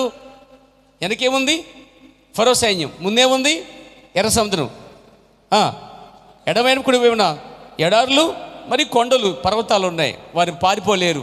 ఇక అలాంటి సమయంలో వారు ఏం చేస్తారని దేవుడు పైనుంచి చూస్తున్నాడండి. వెనక్కి చూశారు, తరుముతున్నారు సైన్యం, వచ్చేసారు, చంపేస్తారు ఇక అనుకున్నారు. ముందుకు చూశారు, ఎర్ర సముద్రం ఉంది, కష్టం. ఇటువైపు చూశారు, కొండలు ప్రాంతాలు ఉన్నాయి, కష్టం. ఇటు చూశారు, ఎడారి ప్రాంతం, దొరికేస్తాం, ఇక మన పని అయిపోయింది అనుకున్నారు. దేవుడు అలాంటి సమయంలో ఆ ఇరికలోంచి విశాలతను ఎలా కలగజేస్తాడనేది ప్రశ్న. Praise the lord. వెనక శత్రువు వస్తుంది, ముందు సముద్రం ఉంది, ఆ పక్క ఈ పక్క కొండలు, ఎడారులు ఉన్నాయి, మధ్యలో ఇరుక్కుపోయారు. ఇప్పుడు ఇది ఒక పరీక్ష వారికి. దేవుడే పెట్టాడు పరీక్ష వాళ్ళకి. కనీసం బాబు మోషే ముందు వెళ్ళినప్పుడు సముద్రం వస్తుంది అయినా భయపడక నాయనా, ధైర్యంగా ఉన్నాయన మోషే కూడా చెప్పలేదు దేవుడు. కొన్నిసార్లు సేవకుడు కూడా దేవుడు చెప్పడని కూడా చెప్పడం అవసరం కూడా లేదు, ఆయన చేసేసుకుని వెళ్ళిపోతాడండి ఆయన. మోషేకి ఆ విషయం కూడా ఉంది కాబట్టి మోషే కూడా ఏం చేశాడంటే ఆయనకు కూడా అర్థం కావట్లే. అదే చెప్పిండు కనుక కంగారపడకుండా చెప్పిండేవాడు, నాకు ముందే తెలిసిపోయిన విషయం అని చెప్పిండేవాడు. కానీ దేవుడు కొన్నిసార్లు చేస్తాడు, కొన్నిసార్లు చెప్పకుండా చేస్తాడు. అది కూడా మోషేకి పరీక్షే, అది కూడా మోషే వెంబడించేవారికి కూడా పరీక్ష. ఒకసారి కాపరికి, కొన్నిసార్లు సేవకుడిని వెంబడించేటువంటి విశ్వాసాలు కూడా పరీక్షలు అనేవి ఖచ్చితంగా వస్తాయి. దేవుడు చూస్తున్నాడు ఏం చేస్తారండి. ఈ లోపు అందులో ఉన్న సైన్యం కొంతమంది రాళ్ళు ఎత్తేసారండి. రాళ్ళు ఎత్తి, మోషే ఎక్కడ తీసుకొచ్చావు? ఎదురుగుండా సముద్రం ముంచడానికా, వెనక శత్రు వాళ్ళని చంపడానికా, ఇక్కడ తీసుకొచ్చి ఇంత బతికి ఇంతగా చచ్చినట్టు ఇంత తీసుకొచ్చి ఏవయ్యా ఇలా చంపుతావా, ఇలా చేస్తావా అని కోపంతో రాళ్ళు తీశారు మోషే మీద. కొడదామని చూశారు, రాళ్ళు తీశారు. ఒక సైన్యము రాళ్ళు తీసి తిరగబడుతుంది. ఇంకోవైపు చూశాడు దేవుడు, వాళ్ళు సనుగుడు. అక్కడ కూరగాయలు ఉన్నాయి, దోసకాయలు ఉన్నాయి, ఉల్లిగడ్డలు ఉన్నాయి, పచ్చిరొయ్యలు ఉన్నాయి, పచ్చి చేపలు ఉన్నాయి, ఇంకా బాగా కుండల దగ్గర వేడివేడిగా వండుకుని తిన్నాం మేము. ఈ ఆలోచన వాళ్ళంతా ఆ ఐగుప్తులో ఉన్నప్పుడు వండుకున్న తిండే గుర్తొస్తుంది తప్ప ఇక్కడున్న పరిస్థితి ఎలాగనేది ఆలోచన వారికి ఏమీ పట్టట్లే. వాళ్ళ ఆలోచన ఏంటంటే అన్ని తిన్నాం, అంత తిన్నాం, ఇక్కడికి వచ్చి చచ్చిపోతామేమో అంటే వాళ్ళ ఉద్దేశం ఏంటి? మళ్ళీ వెనక్కి తిందామని ఉద్దేశం వాళ్ళది. ఇదే ఆలోచన వాళ్ళకి. ఎప్పుడు కొంతమంది తిండి మీదే ఆలోచన. మీకు తెలుసు, ఆకాశపైకి పోషించే దేవుడు నిన్ను నన్ను పోషించగలడండి. దేవుడికి స్తోత్రం కలుగాక. వీళ్ళ సనుగుడు ఎప్పుడు అయ్యో ఇంక అయిపోయింది, తెల్లగడ్డలు, నేను బిర్యానీ తిన్నాం, మొన్న మటన్ తిన్నాం అన్నట్టుగా వీళ్ళు కెవరికలు తిన్నాం, దోసకాయలు తిన్నాం, ఉల్లిగడ్డలు తిన్నాం, ఈ ఆలోచనతో ఉన్నారండి వీళ్ళు. ఇదే ఇంకోవైపు చూశాడు దేవుడు. ఈ జనమేమో రాళ్ళు ఎత్తారు, ఆ జనమేమో సనుక్కున్న తిండి కోసం. ఈ జనం ఏం చేస్తే ఇంకో జనం ఇక లాభం లేదు, మనం రాజీ పడిపోదాం, వెనక్కి వెళ్ళిపోదాం, మనలో ఎక్కడ నాయకుడు ఉన్నాడు చూడండి, లేపండి అన్నాడు. లేపండి 10 మందిని ఏకమైపోయి, ఒరే నువ్వు మాతో కలిసి ఈ మోసతో వద్దు కానీ మనం ఎటు నుంచి అటుకే వెళ్ళిపోయి బాబు మాకు క్షమించండి, మీ తరమకండి, మీ జనమే, మీరేం చెప్తే అది చేస్తాం, మడి తొక్కమండి తొక్కుతాం, ఇటుకి చెప్పండి చేస్తాం, మీరేం చెప్పినా మీకు దాసులం. దేవుడేమో దాసత్వం నుంచి విడిపించుంటే ఈ పనికిమాలలో ఏం చేస్తారంటే ఇంకా ఆయన ఫరో దాసానికి వెళ్ళిపోతున్నారండి. దేవుడు పాపాన్ని నుంచి విడిపిస్తున్నప్పుడు ఇంకా పాపంలో కొట్టుకుపోతున్నారు జనాలు. దేవుడు చీకటి విడిపిస్తున్నప్పుడు ఇంకా చీకటి కోరుకుంటున్నారు కొంతమంది. ఈ జనం ఎప్పుడు వెనక్కి పోదామని చూస్తారు. వాళ్ళు తయారు చేసుకున్నారు కూడా కొన్ని, వెళ్ళిపోదామని రాజీ పడిపోయారు. 3 రకాలుగా ఉన్నారు. ఇటేమో రాళ్ళు ఎత్తారు, ఎందుకని చంపడానికి ఇక్కడే తీసుకొచ్చావు, సమాధులు ఎక్కడ ఐగుప్తులు లేవా అని అరిచారు. మరికొందరేమో చచ్చిపోయే టైంలో కూడా తినేస్తే బాగుంది కీరకాయ దోసకాయలు. ఇలా ఆలోచన, చచ్చిపోతున్న వాళ్ళ ఆలోచన కూడా లేకుండా, పరిస్థితి ఇలా ఉందని ఏ చింత లేకుండా ఇదే ఆలోచన వాళ్ళది. ఇక ఈ ఆలోచన ఉండదండి. ఈ లెన్సేపు కూరగాయలు, దోసకాయలు, ఉల్లిగడ్డలు ఆ పొయ్యి దగ్గర వండుకున్న వేడి వేడి ఆహారాల మీదే మనసుంది తప్ప ఈ సిచ్యువేషన్ దేవుడు ఏం చేస్తాడని ప్రార్థన చేసి ఒక్కడు లేడు అక్కడ. ఆ టైంలో ఇవన్నిటిని చేయించుకుంటూ మోషే దీని అంతటి కారకుడు ఎవరు? దేవుడే కదా. దేవుని దగ్గర మోకరించి ప్రార్థన చేస్తున్నాడు అండి. మోషే కన్నీళ్ళు విడిచి ప్రార్థన చేస్తున్నాడు. పేరా తెలుసా, ప్రార్థన పరిస్థితిని మారుస్తుంది అండి. ప్రేస్ థింగ్స్ ఆల్స్ అని దేవుడు కార్యాలు చేయగలడండి. ప్రార్థన పరిస్థితిని మార్చగలదు, రాజాజిని మార్చగలదు, మనసుని మార్చగలదు, మనిషిని మార్చగలదు, వాతావరణం కూడా, అట్మాస్ఫియర్ కూడా దేవుడు చేంజ్ చేయగలడండి ఆయన. దేవునికి స్తోత్రం కలగాక. ఎస్తేరు ప్రార్థించినప్పుడు రాజాజ్ఞను దేవుడు ఆపేశాడు తెల్లసరికి. అయితే ప్రార్థన చేసినప్పుడు అద్భుతాలు చేశాడు తెలిపారా. ప్రార్థన పరిస్థితిని మార్చేస్తుంది పేరా. ఓ దేవునికి మహిమ కలుగుగాక, దేవునికి స్తుతి కలుగుగాక. ఒక రోజు దైవజనుడు ఆ యొక్క విలియం అనే వ్యక్తి విమానంలో వెళ్తున్నాడట అండి వేరే దేశానికి. ఆ యొక్క దేశంలో ఒక స్త్రీ తన బిడ్డ కోసం ప్రార్థన చేస్తుందట. ప్రభువా, ఇదిగో నేను ప్రార్థన చేసుకుంటే మరి సంతానం ఇచ్చావు, సంతానం అయిపోయిన తర్వాత బిడ్డ చనిపోతే ఎలీషా కాలంలో ఆ టైంలో ఎలీషా దగ్గరికి వెళ్ళి ప్రార్థన చేసుకుంటే ఎలీషా వచ్చి బాగు చేశాడు కదా, మరి నా కాలంలో అలాంటి ఎలీషా ఏడని అడిగిందట. Praise the Lord. ఆమె ప్రార్థన విమానాన్ని ఆపేసిందంట. దేవునికి స్తోత్రం కలగాక. విమానం దిగి బయటకు వచ్చాడు ఆ సేవకుడు, ఆ దైవజనుడు. ఆ సేవకు వెళ్తున్న దైవజనుడు హఠాత్తుగా రిపేర్ వచ్చిందని చెప్పి బయటకు వస్తే వెయిటింగ్ హాల్లోకి వెళ్ళారు అందరూ కూడా. ఈయన దగ్గర ఆ టైంలో ఆ పోస్ట్ కార్డు లెటర్ ఉందంటే దీని అర్థం మరి బయటకు వచ్చాడట ఆయన. పరిశుద్ధాత్మ అనేది ముందుకు వెళ్ళి, పరిశుద్ధాత్మ వెనక్కి వెళ్ళి, పరిశుద్ధాత్మ ముందుకు వెళ్ళి చెప్తే అంటే ఏదో లీడింగ్ ఇస్తుంది పరిశుద్ధాత్మ. నువ్వు తిన్నగా వెళ్ళి చెప్తున్నట్టండి. తెలుగు స్తోత్రం కలిగాక. ఆయనకి తెలుసు కాబట్టి దేవుడు ఏదో కార్యం ఇక్కడ ఏదో చేస్తాడని గుర్తించిన సేవకుడు ఆయనకు లోబడి ఓకే అని చెప్పి ఆయన ఏం చెప్తున్నాడు, రైట్కి వెళ్ళండి, ముందుకెళ్ళండి చెప్తున్నాడు. ఆయన పరిశుద్ధాత్మ స్వరం వింటూ మెల్లుగా ఆయన చెప్పినట్టుగా, పరిశుద్ధాత్మ చెప్పినట్టుగా ముందుకెళ్తున్నాడు. ఆ ముందుకెళ్తున్న టైంలో ఆయన ఒక టోపీ పెట్టుకున్నాడు, ఆయన జర్నీ డ్రెస్ వేసుకున్నాడు. సేవకుడు అని చెప్పి ఒక తెల్ల బట్టలు వేసుకున్నట్టు, బైబిల్ పెట్టుకున్నట్టు, బ్యాగ్ వేసుకున్నట్టు ఏం లేదు. ఏదో యాత్రికులాగా ఒక టోపీ, ఒక జీన్స్ సెట్, జీన్స్ ప్యాంట్ లాంటిది మొత్తం ఒకలాంటి జర్నీ డ్రెస్ వేసుకున్నాడండి. అసలు ఆయన పాస్టర్ కూడా తెలియదు ఎవరికి, సేవకుడు ఎవరు గుర్తుపట్టలేరు. ఈమె గుమ్మ దగ్గర నుంచి ఉందండి. ఆయన వెళ్తున్నప్పుడు ప్రెసిడెంట్ పాస్టర్ గారు అందంటండి. ప్రెసిడెంట్ చెప్పి ముందు వెళ్ళిపోయాడండి మామూలుగా నార్మల్గా. ఆయన డౌట్ వచ్చింది, అసలు ఇది మన కాని దేశం, ఈమెవరో అన్పర్సన్ స్ట్రేంజర్ ఏమే అని వెనక్కి వచ్చాడంటాడు. అవును నేను పాస్టర్ మీకు ఎలా చూసి అడిగాడంట. నేను స్తోత్రం కలిగాక. అయ్యా రాత్రి నుంచి ప్రార్థన చేస్తున్నాను, దేవుడు చెప్పాడు ఈ దారిన ఒక వ్యక్తి ఇలా వస్తాడు అని నీ ముఖం చూపించాడయ్యా, ఎప్పుడు వస్తాను కనిపెడుతున్నాను నేను. Praise God. అవునా, ఏం జరిగింది సిస్టర్ అడిగాడు. నా కుమారుడు ఇదంతా మొత్తం చెప్పింది. అతను కాయలు పడ్డాడు, మంచం మీద ఉన్నాడు, మరణ పడకలో ఉన్నాడు, నువ్వు ప్రార్థన చేస్తే అతను బాగుపడతాడయ్యా, నేను దీనికోసమే దేవుని అడిగాను, నేను చూపించాడు దేవుడు అని చెప్పిందండి. వెళ్ళి ఆయన ఆమెతో ప్రార్థన చేసిన తర్వాత ఈయన ప్రార్థన చేస్తే ఆ బిడ్డ బ్రతికాడండి, స్వస్థపరచబడ్డాడండి. దేవుడిని ఆమెను మహిమ కలుగాక. దేవుడు ఇంకా స్వస్థపరచువాడుగానే ఉన్నాడండి. స్టిల్ నౌ ఇప్పుడు కూడా ఆయన హీలర్, స్వస్థపరచువాడుగా ఉన్నాడు. చూడండి, ఆమె ప్రార్థన రాత్రంతా చేసిన ప్రార్థన కొన్ని వేల కిలోమీటర్ వెళ్ళే దూసుకుపోయే విమానాన్ని ఎలా ఆపగలిగిందండి? How is possible? ఎలా జరిగింది అది?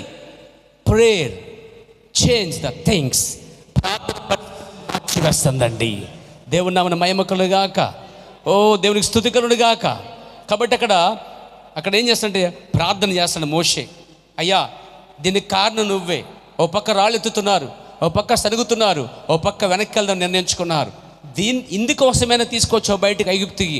వాళ్ళు వెనక్కి వెళ్ళి రాళ్ళు తీసుకుని నన్ను కొట్టి వాళ్ళు వెనక్కి వెళ్ళి ఇక్కడ శనిగితే ఇక్కడ పరిస్థితి ఏంటి? వాళ్ళు వచ్చి శత్రు చేతులు చనిపోతే నీకు అవమానం అయ్యేది, ఇది నీకు ఘన తీసుకొచ్చే కార్యం కాదని చెప్పి మోషే ప్రార్థన చేస్తుంటే ఏడుస్తున్నాడు అనమాట.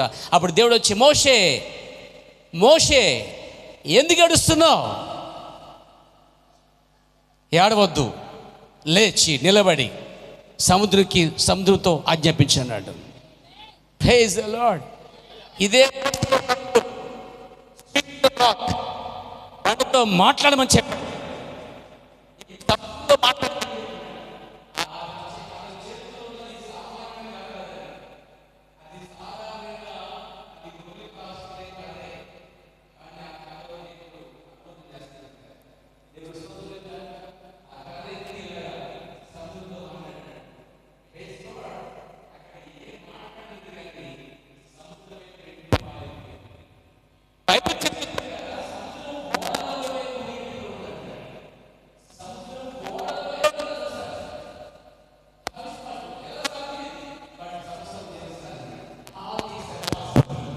సమస్తము సాధ్యమే. దేవునికి స్తోత్రం కలిగాక. గోడల వలె ఇశ్రాయేలు పిల్లలు చూశారు, అదే ఒక్క చినుకుడు పట్టలే, స్ట్రాంగ్ గోడ వలె ఉంది. ప్లాస్టింగ్ చేస్తే గోడ సమృద్ధి ఎలా ఉంటుందో ఉందన్నమాట. ఇప్పుడు గోడల వల్ల నీరు లేసినప్పుడు చినుకులు పడతాయి, వాళ్ళు ఏమైనా తడుస్తారు, తడవలేదంట వాళ్ళు. అంత మాత్రం కాదు, ఇసుకలో కూడా నీరు లేకుండా చేశాడు. ఇసుక కూడా ఆరిపోయిన నేలను రాయబడింది బైబిల్లోనండి. దేవునికి స్తోత్రం కలిగాక. మన దేవుడు ఎంత అద్భుతకరుడండి, ఆశ్చర్యకరుడండి. అసలు సముద్రాన్ని ఎండ కట్టిన దేవుడు అక్కడ తన పిల్లలకు కూడా తడి మీద నడకుండా, అరి పాదాలు కూడా కనీసం తడి కూడా తగలకుండా దేవుడు ఆరబెట్టి, ఎలా సాధ్యం అసలండి? ఎలా సాధ్యం? ఏ సైన్స్ దాన్ని ఒప్పుకోగలుగుతుంది? ఏ చదువు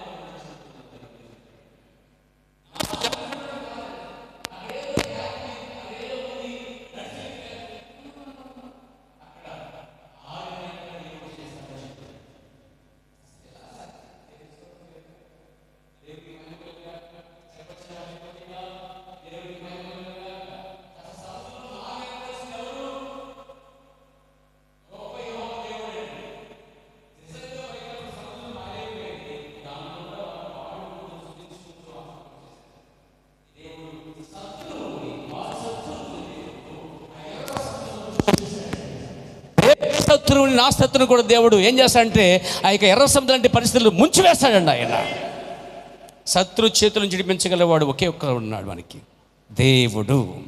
దేవుని కొరకు సాక్ష్యం ఇచ్చే ప్రతి మనుషుడు అగ్ని పరీక్ష గుండా వస్తున్నాడు. ఇక్కడ మోషే కూడా అగ్ని పరీక్ష గుండా వచ్చాడు.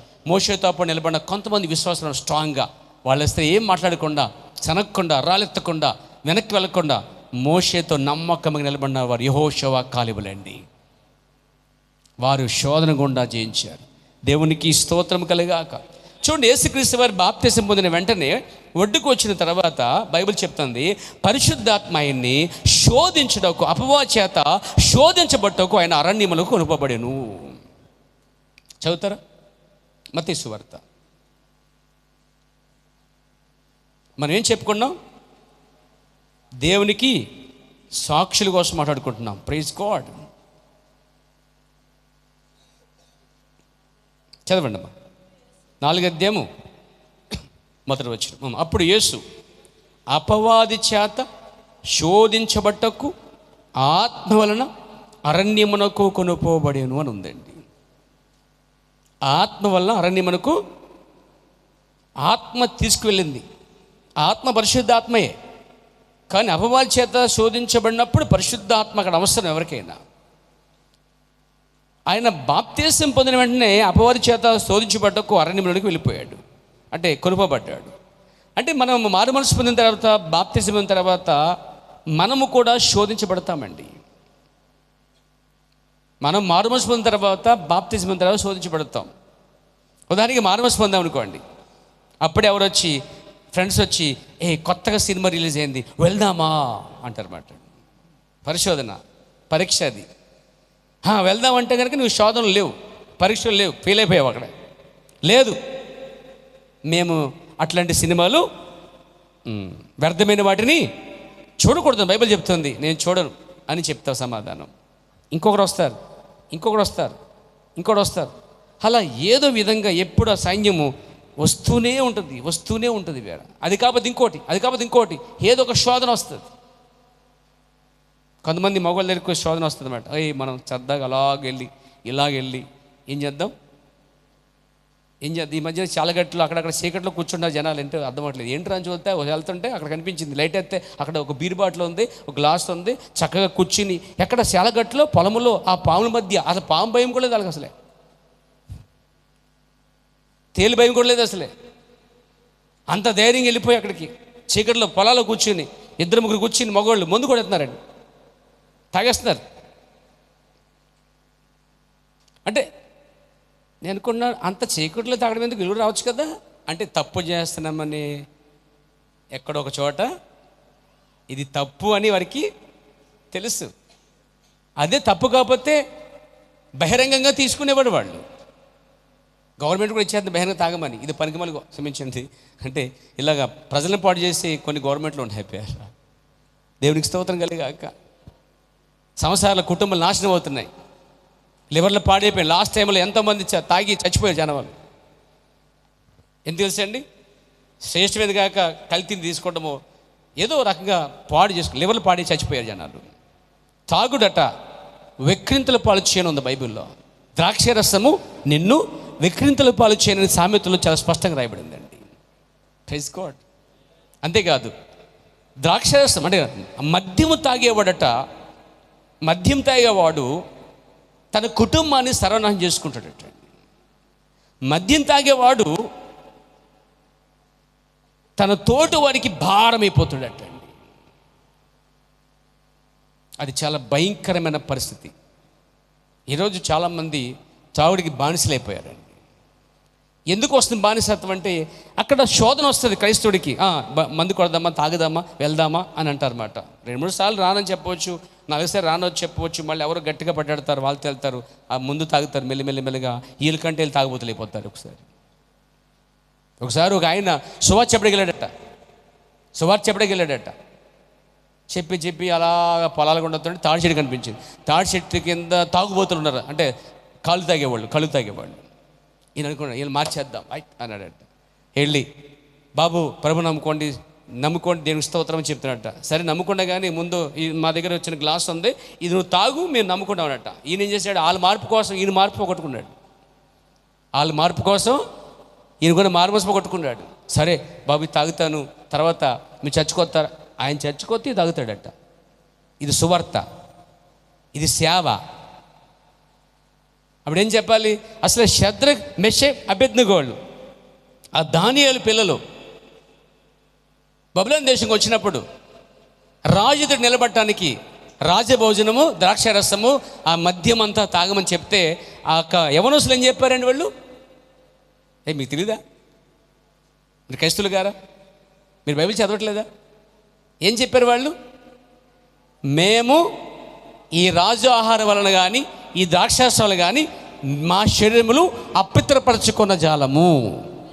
సాధారణమైన భోజనం పెట్టడం చాలు, అన్నము నీళ్ళు ఇవ్వడం చాలు, అది తింటాం. అయ్యో ఇలా కనుక ఆయన ఉద్దేశం ఏంటంటే మంచి రాజు భోజనం బాగా అన్నీ తాగి బలంగా ఉంటే, అందరంగా స్ట్రాంగ్గా ఉంటే రాజుగారు ఎన్నుకొని ఏదో పనులు పెడతాడు మిమ్మల్ని అని చెప్పి. లేదు మేము ఇలాగే ఉంటాం, మా శరీరములు మేము. వాక్యం ముందు చూద్దాం ఒకసారి. వాక్యం పేరా దానియేలు గ్రంథం. Praise God. చదవమ్మా దానియేలు గ్రంథం 1వ అధ్యాయం 8వ వచనం చూడండి. చదవమ్మా. రాజు భుజించు భోజనమును పానము చే ద్రాక్షరసమును పుచ్చుకొని తను అపవిత్రపరచుకొనకూడదని. చూసారా, రాజు భోజనం అపవిత్రత ఎందుకు వస్తుందండి? ఎందుకూడదు? విస్కీలు, రమ్ములు, అవి ఇంకేముంటాయి, రింగులు, నాకు తెలియదు ఆ పేర్లు ఏంటో. ఏమండి? ఇంకా వైన్లు, విస్కీలు, ఇంకా రకరకాల మందులు ఉంటాయి. పైగా రాజు, బబులోను రాజు అంటే కాస్ట్లీ బ్రాందీ, కాస్ట్లీ డ్రింక్ వాడతాడండి. చీప్ నిక్కర కాదు, అంతా మంచి నిక్కర వాడతాడు. అలాంటి అవకాశం ఎప్పుడు వస్తుందా? దూకేసే తాగుబోతులు ఉంటారండి, ఉత్తిని పోసైతే తాగేసి రచయితలు ఉంటారండి. వీళ్ళు అవకాశం వచ్చినా కానీ ఏమన్నా తెలుసా? శత్రుమిష ఊరుకొని వచ్చినా సరే దాన్ని మాకొద్దు. ఏమన్నారు? తను అపవిత్రపరచుకోకూడదు అనుకున్నారట. తను అపవిత్రపరచుకోకూడదని దానియేలు ఉద్దేశించి తాను అపవిత్రుడు కాకున్నట్లు వాటిని పుచ్చుకొనకుండా సెలవిమ్మని నపుంసకులకు అధిపతి అయిన వేడుకొనగానుంది. అంటే వీళ్ళు దేని ద్వేషించారు? రాయల్ ఫుడ్ అండి. రాజు ఫుడ్ అంటే రాయల్ ఫుడ్ అనమాట. మంచి ఆహారంతో పాటు బ్రాందీ, విస్కీ, ఎంత మంచి బ్రాండ్ అనమాట. సూపర్ నెంబర్ 1 బ్రాండ్ వాడతారు కదా. అవకాశం వచ్చింది కదా అని చెప్పి వారు తాగలే. ఈరోజు అవకాశం ఎప్పుడు వస్తుందా అని ఉంటారు చాలామంది ఉంటారు. వీళ్ళకి అవకాశం వచ్చినా కానీ ఏమంటే మాకు అవసరం లేదు, ఏ బ్రాండ్ అయినా నో వద్దు, మేము తాగం, మామూలు ఆహారం తింటా ఉన్నారు. అంటే ఏంటి? ద్రాక్షారసం, ఆ మద్యం అనేది తాగినప్పుడు అపవిత్రపరచబడతామని అవగాహన వరకు ఉందా లేదా? ఉందా లేదా అండి? ఈరోజు క్రైస్తవులకి అవగాహన లేదండి. ఈరోజు రోమన్ క్యాథలిక్ కావచ్చు, మిగతా వాళ్ళు కావచ్చు, ఎక్కడెక్కడ ఉన్న చాలామంది చాలా భయంకరంగా క్రైస్తవులు క్రిస్మస్ రోజున ప్రభు వస్తే మాత్రం చాలామంది ఎత్తబడి కోల్పోతారండి. క్రిస్మస్ రోజున ప్రభు వస్తే ఎత్తబడి కోల్పోతారు. ఎందుకంటే ఆ రోజునే క్రైస్తవులు బాగా తప్పిపోతారండి. ఎందుకంటే పండగ మూమెంట్లు ఉంటారు. ప్రార్థన ఉండదు, ఉపవాసం ఉండదు, వాక్యం ఉండదు, ఏమండి, ప్రార్థన ఉండదు, చాలా మూమెంట్లు ఉంటారు, పండగ మూమెంట్లు ఉంటారు అనమాట. తప్పు చేస్తారు. ఆ ఆనందములో గోవెన్స్ ఎక్కువ. ఆ టైంలో క్రిస్మస్ టైంలో అండి వాళ్ళకున్న ఆ ఏకైక ఆ కోరిక ఏంటంటే పంది మాంసమును ఆ బీరుబడలు తాగుతారంటండి. ఎంత ఘోరం, ఎంత ఘోరం! అలాంటి చాలామంది ఉన్నారండి. క్రిస్మస్ రోజున అంత మూమెంట్ అంతా ఏం తయారు చేసుకోవాలి, ఏం తయారు చేయాలి, ఆ పండగ మూమెంట్లు ఉంటారు. ప్రార్థనే ఉండదు అసలు వారికి. నిజమా కాదా? నిజమా కాదా? ఏమండి, నేను క్రిస్మస్ రోజున బొంబాయిలో ఒక పెద్ద నాటకం కూడా వేసి వచ్చాను. నేను స్టేజీ మీద ఒక నాటకం వేసి వచ్చాను. నా పేరు దాంట్లో శాంతయ్య. నాకు 2 కొడుకులు దాంట్లో, ఇప్పుడు కాదు, అప్పుడు. వాళ్ళిద్దరు తాగుబోతులు, సందర్భం అదే. వాళ్ళిద్దరు కూడా తాగిపోతులు. వాళ్ళ మార్పు కోసం శాంతయ్య ప్రాణం చేసుకునేవాడు. అది నేనే ఆ నాటకంలో. దాని పేరు శోధన. ఇదిగో దేవుని వద్దకు వచ్చేవాడికి శోధన అన్నట్టు అనమాట. దేవునికి స్తోత్రం కలిగాక. వింటున్నారు నా ప్రేమ సోదరులారా? దాంట్లో నాకు ముసలాసం వేసారు ఆ కాలంలో. నాకు 17 ఏట అప్పుడు. అచ్చ ముసలాయిలా కనిపిస్తున్నాను అనమాట. దాన్ని చూసి మా చిన్నాన్ని గుర్తొచ్చి, చచ్చిపోయిన చిన్నాన్ని గుర్తొచ్చి ఏడ్చేసింది ఆవిడ. మా చిన్న చనిపోయాడు, అలాగే అచ్చలాగా ఉండేవాడంట. ఆమె గుర్తొచ్చి ఆమె ఏడ్చేస్తుంది అక్కడ. ఆ మూమెంట్ వేరేది. దేవునికి స్తోత్రం కలిగాక. ఆ ఫోటో ఎక్కడ ఉంటుందో చూపిస్తారు, ఎక్కడ ఉంది, మా పిల్లలు చూపిస్తారు. ఇప్పుడు అడిగితే చూడండి ఉంటాయి. దేవునికి స్తోత్రం కలిగాక. పరిశోధనలు ఎప్పుడు వస్తూనే ఉంటాయండి. ద్రాక్షారసం తాగడానికి ఇష్టపడలేదు వాళ్ళు. దాన్ని ద్వేషించి సామాన్య ఆహారం తిన్నారు. ప్రభు కోసం వారు తమ జీవితం త్యాగం చేశారు. ఆ అవకాశాలు, ఆ రాయల్ ఫుడ్ని అయితే, ఉన్నతమైన ఆహారాన్ని ఆ మధ్యన దూరంగా ఉంచారు. ప్రభు కోసం వారు నిలబడ్డారు. వారి శరీరం అపవిత్రపరచుకొని నిలబడ్డారు. దేవుడు వారికి తోడుగా ఉన్నాడండి. మనం వాళ్ళ కోసం చెప్పుకుంటున్నాం ఈ సందర్భంలో. దేవునికి స్తోత్రము కలుగాక. కాబట్టి దేవుని కొరకు సాక్ష్యం ఇచ్చే ప్రతి వ్యక్తికి పరీక్ష గుండా వెళ్ళవలసి వస్తుందండి. దేవునికి స్తోత్రం కలిగాక. ఇశ్రాయేలు ప్రజలు ఐగుప్తు నుంచి బయటకు వచ్చిన తర్వాత చాలా పరీక్షలు జరిగే వారికి. సరిగ్గా ఒకసారి ఎండిన ఎడారికి తీసుకొచ్చాడు దేవుడు వారిని. ఎండిన ఎడారికి తీసుకొచ్చాడు. నిజంగా ఎడారిలో నీరు లేదు అక్కడ. ఆ టైంలో ఇశ్రాయేలు ప్రజలు దాహంతో ఉన్నారు. అయ్యా మోషే, మా పెద్దలు ఆరిపోతున్నాయి, మాకు నీళ్లు కావాలి అని అడిగారు వాళ్ళు. ఆ అరణ్యంలో, ఆ భయంకర ఎండ సమయంలో, ఆ ఎడారి ప్రాంతంలో, ఆ కొండల మధ్య అసలు నీరే లేదు ఆ రోజు. అప్పుడు దేవుడు అన్నాడు, స్పీక్ టు ద రాక్. మోషేని వెళ్ళి నాకు రాయితో నువ్వు బండతో మాట్లాడని చెప్పాడు. దేవునికి స్తోత్రం కలిగాక.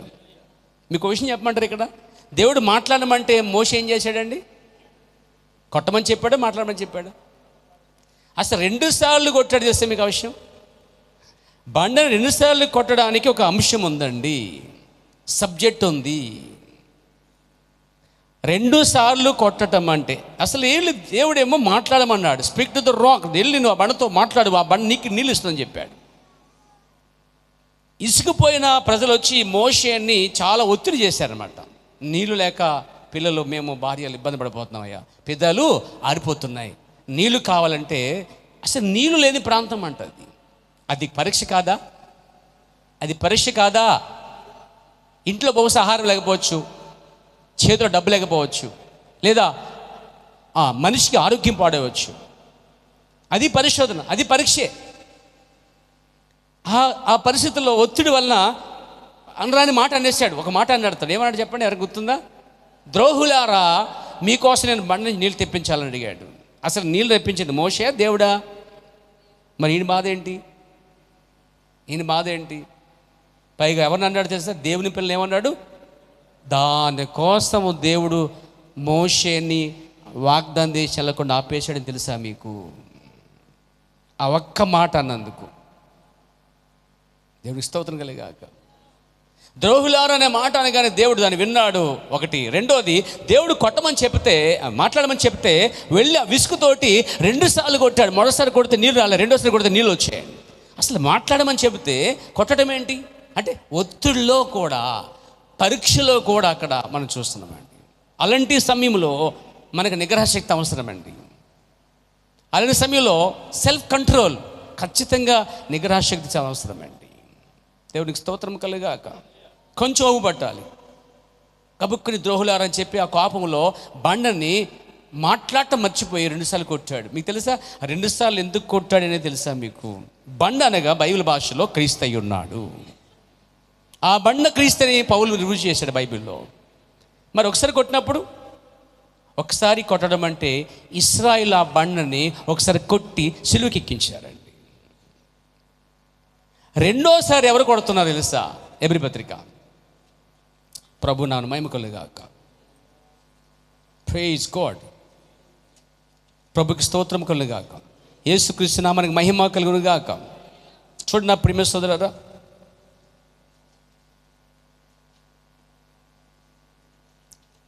ఎబ్రీ పత్రిక 6వ అధ్యాయము 5-6 వచనాలు. దేవుని దివ్యవాక్యమును, రాబో యుగ సంబంధమైన శక్తుల ప్రభావమును అనుభవించిన తరువాత తప్పుపోయిన వారు తప్పుపోయినటువంటి వారు తమ విషయములో దేవుని కుమారుని మరల సిలువేయు బాహాటముగా ఆయనను అవమానపరుచుచున్నారు. ఇక్కడ 2 సార్లు కొట్టడం అర్థం ఏంటంటే, ఒక్కసారి బాహాటముగా బహిరంగముగా యేసుక్రీస్తు వారిని సిలువేశారు. అది ఒక్కసారి కొట్టబడటం అయిపోయింది. సువార్త అన్యులైన మనకు వచ్చేసింది. అన్యులు రక్షించబడి మారుమనసు పొంది ప్రభు నమ్ముకుంటూ ఉన్నారు. ఇక్కడ బైబిల్ చాలా స్పష్టంగా ఉంది. 4వ వచనం గమనించండి. ఒక్కసారి వెలిగింపబడి పరలోక సంబంధమైన వరమును రుచి చూచి పరిశుద్ధాత్మలో పాలివారై దేవుని దివ్యవాక్యమును రాబో యుగ సంబంధమైన శక్తుల ప్రభావము అనుభవించిన తరువాత తప్పుపోయిన వారు తమ విషయములో దేవుని కుమారుని మరలా సిలివేయుట. ఒకప్పుడు ఇశ్రాయేలు హృదయాలు ముయ్యబడి, నేత్రాలు ముయ్యబడి వారిని బహిరంగంగా సిలివేశారు. అది కొట్టబడటం. ఆయన కొట్టబడ్డాడు. ఆయన రెండోసారి వెలిగించబడి దేవుళ్ళు కొనసాగి పరలోక సంబంధమైన ప్రతి వరం రుచి చూచిన తర్వాత పరిశుద్ధాత్మ పాలువారి ఉండి వారు తప్పుపోవటం వలన 6వ వచనంలో మరల చూడండి, తర్వాత తప్పుపోవడం ఏంటి? దేవుళ్ళో ఉండి తప్పుపోవటం వలన ఒక క్రైస్తవుడు దేవుళ్ళో ఉండి పరిశుద్ధాత్మ చేత పాలువాడై, పరిశుద్ధాత్మ చేత వెలిగించబడిన వాడై కొంతకాలం వెలుగులో ఉండి దేవుళ్ళో ఉండి అతడు తప్పుపోయినట్లయితే దాని అర్థం అతడు యేసుక్రీస్తుని మరలా సిలివేస్తున్నాడు. ఇప్పుడు చెప్పండి, క్రైస్తవులు యేసుక్రీస్తుని రెండోసారి సిలివేస్తున్నారా? మీరు చెప్పగలరా? ఎలా? వాళ్ళు బహిరంగంగా వేస్తారు యేసుక్రీస్తుని. కానీ క్రైస్తవులు ఏం చేస్తారు? ఆత్మీయంగా వారు క్రీస్తులోంచి వాక్యం తప్పుపోవడం వల్ల అపిత్రపరచబడి, ఎంతమంది క్రైస్తవులు తాగుబోతులేరు, ఎంతమంది ఎప్పిచారలేరు, ఎంతమంది అబద్ధం మాట్లాడలేదు, ఎంతమంది దోచుకోవట్లేదు, ఎంతమంది భయంకరంగా నీచంగా బ్రతుకుతున్నారు, ఎంతమంది క్రైస్తవ పేరుకే కానీ నామకార్థంగా ఉన్నారు కానీ మారు మనసు లేకుండా జీవిస్తున్నారు, ఎంతమంది లోకస్తుల వలె ఉన్నారు, ఎంతమంది భూ సంబంధమైనటువంటి కార్యక్రమాలు అన్ని ఆచారాల్లో మునిగిపోయారు. వాళ్ళు అన్ని ఆచారాలు. ఈరోజు క్రైస్తవులు క్రిస్మస్ వస్తే చేసుకుంటున్నారు, ఇదే క్రైస్తవులు దీపావళి వస్తే చేసుకుంటారు, ఇదే క్రైస్తవులు మొన్న ఏదో రక్షణ బంధం వచ్చింది. ఏ రక్షణ బంధ ఏంటంటే అది రాఖీ కట్టించుకున్న క్రైస్తవులండి. ఇది తప్పుపడడం కాదా? అది కట్టుకుంటే బంధం కట్టుకుంటుందా? కట్టుకుపోతే ఉండదా? అన్ని ఆచారాలు. దీపావళి రోజున అన్ని మందులు కాల్చి ఎక్కువ కొనుక్కుంది ఇలా క్రైస్తవులు. మళ్ళా ఆచారాలు కాదు ఇవన్నీ. ఎవరైనా బయట నుంచి వస్తుంటే ఎదురవుతుంటే అమ్మమ్మ అపశకనం, పిల్లి ఎదురైందో అపశకనం. ఎన్ని ఆచారాలు లేవు. కొంచెం ఏదైనా జ్వరం వస్తే ఎవరికి తాకిద్దా, ఎక్కడికి ఒక తాడు కట్టించుకో. ఎంతమంది క్రైస్తవుల చేతుల్లో కాళ్ళలో మొలల్లో ఎంత తాళ్ళు లేవు. ఎంతంత వెతికిన అందంత కలదు తాళ్ళు కలవు. ఇవన్నీ ఆచారాలు కాదా? క్రైస్తవులు దేవుని మీద ఆధారపడ్డం అనేసి ఆచారాలు, కార్యాలు, పండుగలు, పబ్బలు దాంట్లో గడుపుతున్నారండి.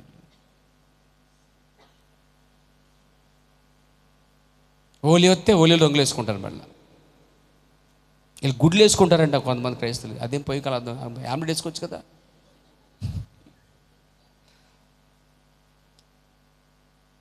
మళ్ళీ దానికి తెల్ల డ్రెస్ వేసుకుని పామించుకుంటాం. అసలు ఏం జరుగుతుంది? ఏమంటే ఏం జరుగుతుంది? ఎడతెరిపి లేకుండా జరుగుతున్నాయి అనమాట. అంటే మళ్ళీ ఈ క్రైస్తవులే ఇల్లు కట్టాలంటే మళ్ళీ ఎవరిని ఎదుగుతారు? పాస్టర్ గారు ముందు ఎదుగుతారు. పాస్టర్ గారు మీరు ప్రాంతం త్వరగా వెళ్ళిపోండి, ఇంకో ఆయన వస్తాడు. ఒకసారి నన్ను అలా ఇరికించారండి. బాధపడకండి, ఎవరో మహానుభావులు ఎక్కడ ఉన్నారో లేనో తెలియదు, కానీ నేను ఇల్లు ప్రాణం చేశా. ప్రాణం చేసి వచ్చిన తర్వాత నేనేమనుకున్నా, అబ్బా ప్రాణం చేసి ఇల్లు కట్టేసుకుని స్తోత్రం, బైబిల్ ఉంది కదా, మళ్ళీ వాక్యం ఏంటి? యెహోవా ఇల్లు కట్టించిన కట్టివారు ప్రయాసం అని చదివించి చేయించి వచ్చిన తర్వాత వీళ్ళు ఏం చేశారంటే నవధాన్యాలు ఏంచారంట. ఆయనతోటి కొబ్బరిగా కొట్టించారు. ఆవేశం వచ్చేసింది నాకు. అంటే పార్సల్తో ప్రాణం చేయించుకుంటాం, మళ్ళా సిద్ధాంతం తీసుకొచ్చి మూతలు ఎదుకుంటాం, మళ్ళీ నవధాన్యాలు వేయటం ఏంటి. ఇంకా ఏమంటున్నారు? ఒకసారి నేను కోయిట్లో ఉన్నప్పుడు ఒక లెటర్ వచ్చింది ఒక ఆయనకి. ఈయన డబ్బులు పంపిస్తున్నాడు, ఇక్కడ డబ్బులు అక్కడ కష్టపడి డబ్బులు ఇల్లు కట్టమని. ఈ లెటర్ సాధన కోపం వచ్చేసినట్టుంది. అయినా పర్లేదు, దేవుని స్తోత్రం కలిగాక మనం ఆగేది లేదు. ఆమె లెటర్లు రాశాడట, మరి నాన్న లోతుగా తవ్వి భీమ్ వేయాలని చెప్పి. ఈ లెటర్ రాశాడు, భీమ్ ఎందుకు వేయాలి దాంట్లో అన్నాడు. ఇక్కడ భీమ్ అంటాడు, భీమ్ అనుకుంటున్నాడు ఎందుకని.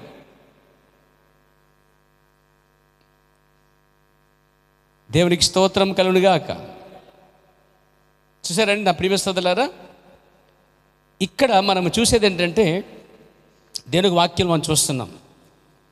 ఒక్కసారి దేవుళ్ళో ఉండి అన్నీ అనుభవించిన తర్వాత పరిశుద్ధాత్మలో పాలువారై దేవుని వాక్యం వెలిగించబడిన వారై చీకటిలోంచి ఆశ్చర్యకర వెలుగులోకి వచ్చిన తర్వాత నిలకడకుండా బదులు మళ్ళీ తిరిగి వాళ్ళు లోకంలో అనేక ఆచారాల్లోకి వెళ్ళిపోయినట్లయితే బైబిల్ చెప్తుంది, తప్పుపోయిన వారు తమ విషయములో దేవుని కుమారుని మరలా సిలివేయచ్చు బాహాటముగా ఆయనను అవమానపరుచుచున్నారు గనుక మారు మనసు పొందినట్లు అట్టి వారిని మరలా నూతన పరచుట అసాధ్యము అన్నాడు బైబిల్లోనండి. ఇప్పుడు మోషే 2 సార్లు కొట్టడం అనేది భవిష్యత్తు వర్తమానం అని గుర్తించండి. రాబోయే యేసుక్రీస్తుని ఒకసారి సిలివేయబడటము, రెండోసారి అన్యులు కూడా దేవుళ్ళు ఉండి తొలగిపోవడం వల్ల వారు రెండోసారి సిలివేయటం కూడా అది రెండోసారి కొట్టబట్టబడింది. ఆ ఎడారిలో పరిశోధించినప్పుడు నీళ్ళేని చోట కొట్టినా సరే బండ నుంచి నీళ్ళు వచ్చాయండి. Praise God. అంటే పరిశోధించబడినప్పుడు, పరీక్షించకుండా వెళ్ళినప్పుడు, శోధనలో కూడా దేవుడు వారి పట్ల సహాయం చేశాడండి. ఇశ్రాయేలుకి బాగా అరణ్యంలో తిరిగి ఒకసారి మాంసం తినాలనిపించిందంట. ఏమనిపించిందండి? మాంసం. ఎందుకని? వండుకు తిన్న అనుభవాలు ఉన్నాయి కదా మరి అనుభవాలు. మోషే, మీ దేవుడు అరణ్యంలో భోజనం పెట్టగలరా? మామూలు భోజనం కాదు, బిర్యానీ అని అడిగారు. మళ్ళీ మొక్కతో కక్కతో అని అడిగారు. అరణ్యములో వాళ్ళకి మాంసాహారం కావాలని అడిగారండి. ఎక్కడ తెస్తాడు మోషే చెప్పండి? ఎంతమంది అండి ఎక్కడ పెడితే? 20 లక్షల మంది అండి ఇంచుమించుగా. ఎంతమంది అండి? 20 లక్షల మందికి వంట చేసి పెట్టేవాడు ఉన్నాడు అక్కడ ఎవడన్నా?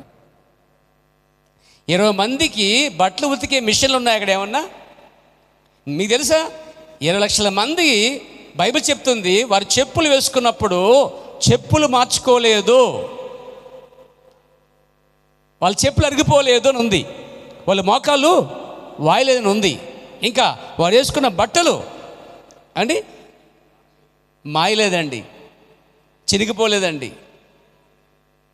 మరి వారు బట్టలు మార్చుకోకుండా ఉన్నారా?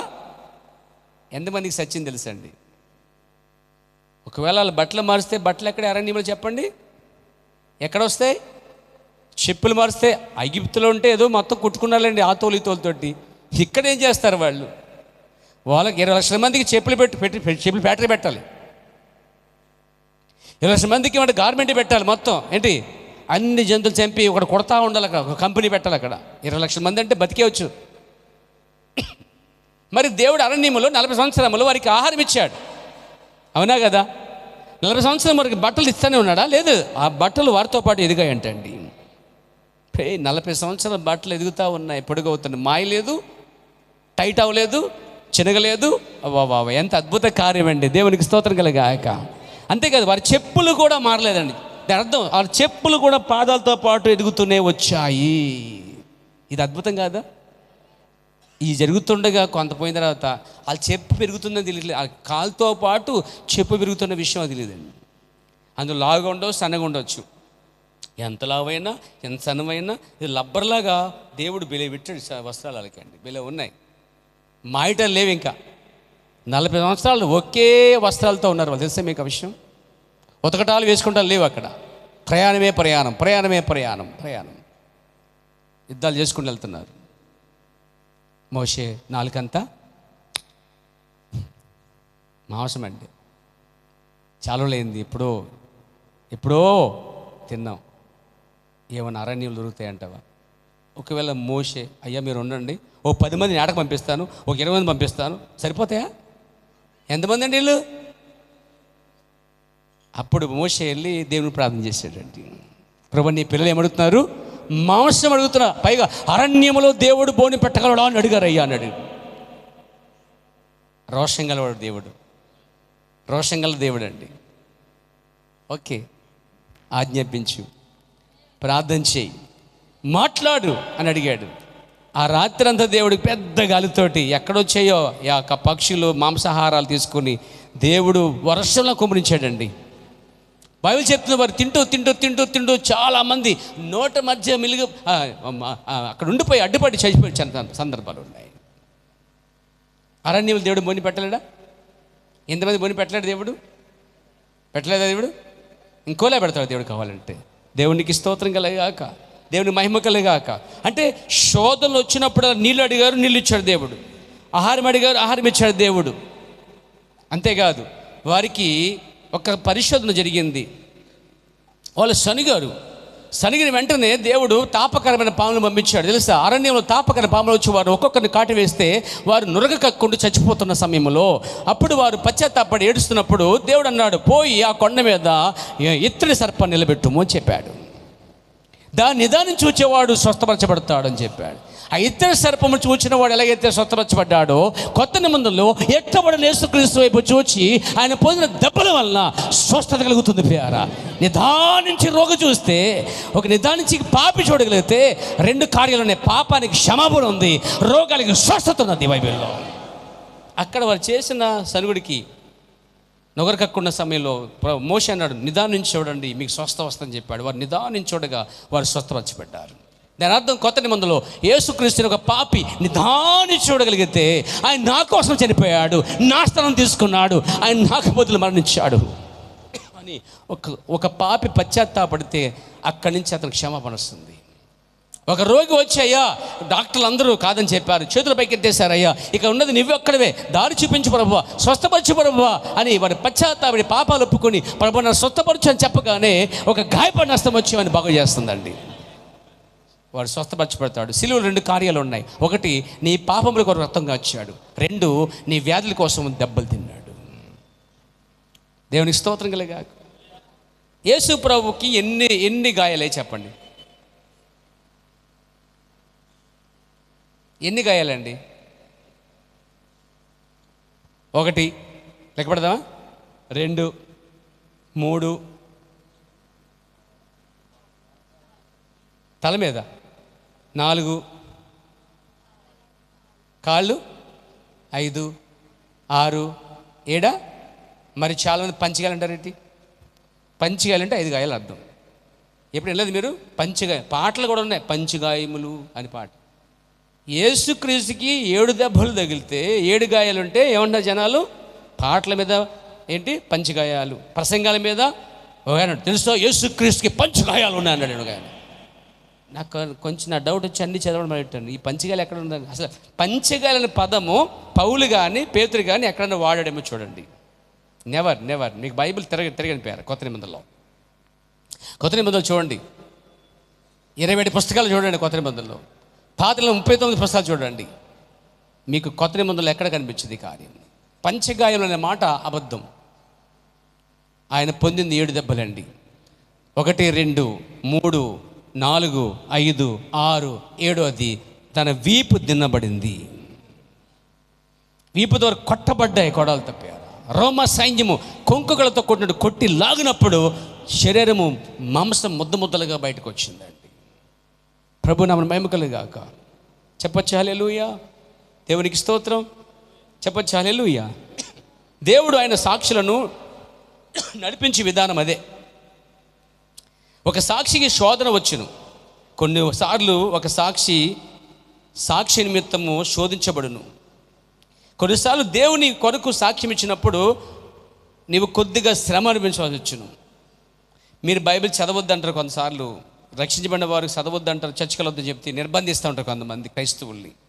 ఆ కుటుంబ సభ్యులు మారినప్పుడు మిగతా వాళ్ళు ఏమంటారంటే, నువ్వు ప్రభు నమ్ముకున్నావు, నువ్వు పలానా వ్యక్తిని నమ్ముకున్నావు అని అంటూ ఉంటారు.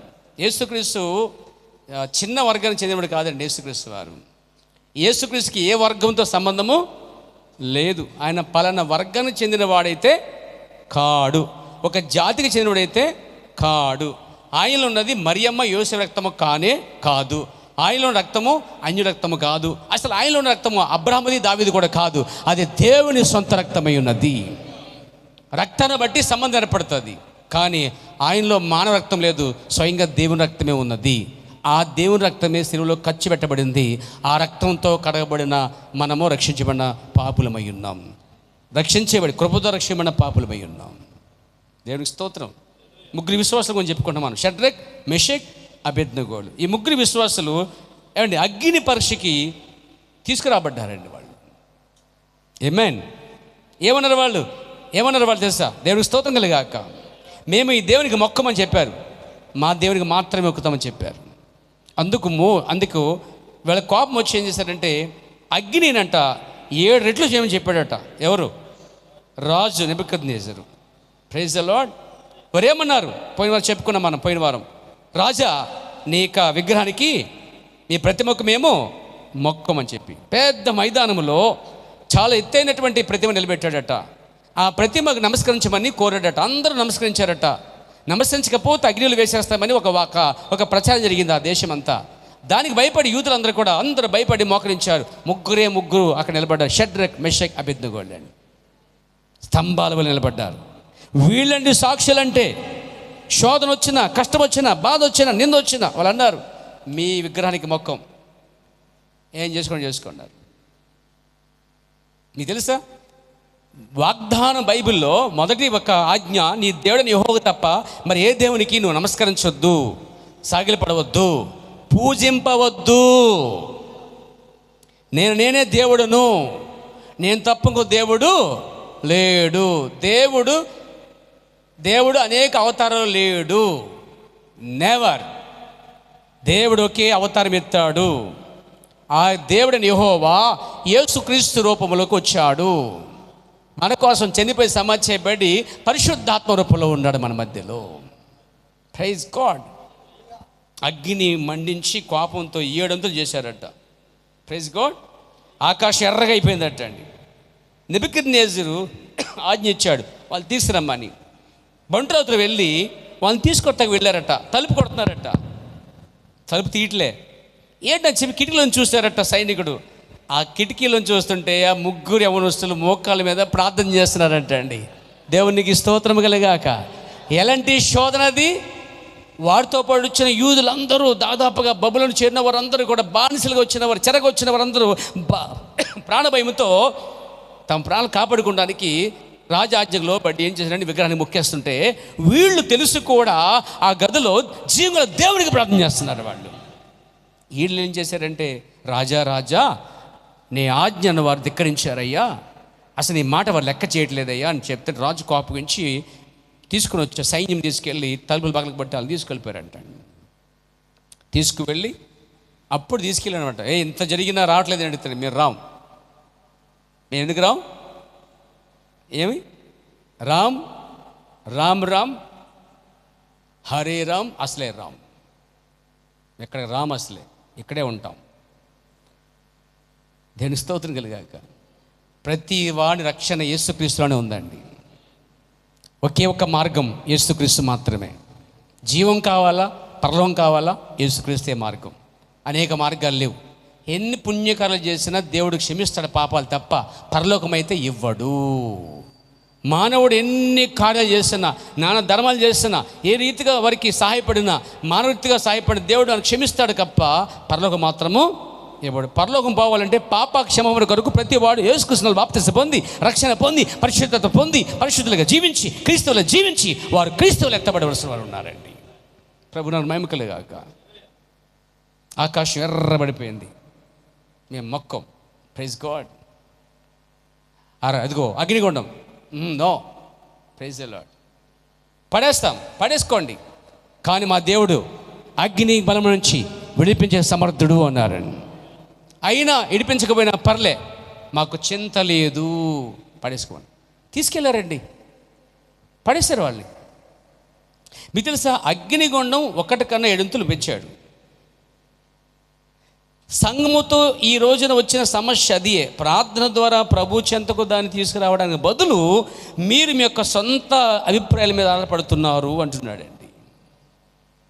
వీళ్ళు ప్రార్థన చేసుకున్నారు, ప్రాణాలు తెగించారు, వచ్చేసారండి. అగ్నిలో పడేసిన పనులు ధైర్యంగా ఉన్నారండి. వీళ్ళు నిజంగా పడేశారండి. బైబిల్ చెప్తుంది, నేను విడవను. Praise God. ఈ పాయింట్ 4వ పాయింట్, నేను విడవను, ఎడబాయను. I will not leave you, I not leave you. ఆయన విడిచిపెట్టేవాడు కాడు. Praise God, praise God. సమస్య ఏంటంటే 5వ పాయింట్, ప్రజలు చనిపోయిన తర్వాతనే వారిని పాతి పెట్టాలి. మనిషి చనిపోయిన తర్వాతనే మనం పాతి పెట్టాలి. అవునే కదా? చావకుండా పాతి పెడితే మరలా లేచి వచ్చేస్తారంట. ఇదేంటండి అనొచ్చు. సహజంగా మనిషి చనిపోతే తీసుకెళ్ళి పాతి పెడతారు. దీని అర్థం ఆత్మీయంగా ఒకడికి మారు మనస్సు పూర్తిగా రాకుండా బాప్తిసం ఇస్తే అలాగే ఉంటుంది. ఈరోజు మారు మనసు లేకుండానే చాలామంది ఏం చేస్తారు చెప్పండి, తమ సంఖ్య పెంచుకోవడానికో తన పేరు కొరకు బాప్తిసాలు ఇచ్చామని చెప్పుకోవడానికి ఇచ్చేస్తున్నారు. కానీ బైబిల్ చెప్పింది, మారు మనసు పొందిన తర్వాత బాప్తిసం పొందాలి. బాప్తిసం ఉందా, మారు మనసు పొందా? చెప్పాలి. మారు మనసు పొందిన తర్వాతే బాప్తిసాన్ని పొందాలి. బైబిల్ ఎక్కడ చూడండి మీరు, బైబిల్లో మొట్టమొదటి బోధలో బాప్తిమిచ్చే యోహాను వచ్చి ఏం చెప్పాడు? పలకరం సమీపించినది మారు మనసు పొందండి. పేతురు లేచి ఆ దినాన్ని ఏం చెప్పాడు? మారు మనసు పొంది పాప క్షమాపణ కొరకు ప్రతి వాడు యేసుక్రీస్తు బాప్తిసం పొందండి అన్నాడు. అపోస్తలుడైన పౌలు ఏమన్నాడు చూడండి, అపోస్తల కార్య గ్రంథం 17:30 ప్రభు చెప్తున్నాడు. అక్కడ ఏముందంటే, అందరూ మారు మనసు పొందవాలని మనుషులందరికీ దేవుడు ఆజ్ఞాపించాడు అని రాయబడి ఉంది.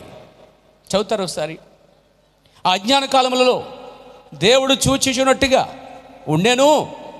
ఇప్పుడైతే అప్పుడేదో చూచినట్టు రుచిపెట్టాడట. ఇప్పుడైతే అంతటా మారు మనసు పొందాలని ఆజ్ఞాపించాడట. మొదటి బోధే ఒక అన్యుడికైనా ఒక పాపికైనా మొదటి బోధ మారు మనసు. దెన్ మారు మనసు తర్వాత వారు ఏం చేయాలట? ప్రభు చెప్పాడు కూడా, కొత్తగా జన్మిస్తే అని చెప్పాడు కూడా. సో ప్రభు చెప్పినా మారు మనసు కోసం మాట్లాడారు, మరి బాప్తిసం అని చెప్పినా మారు మనసు కోసం మాట్లాడారు.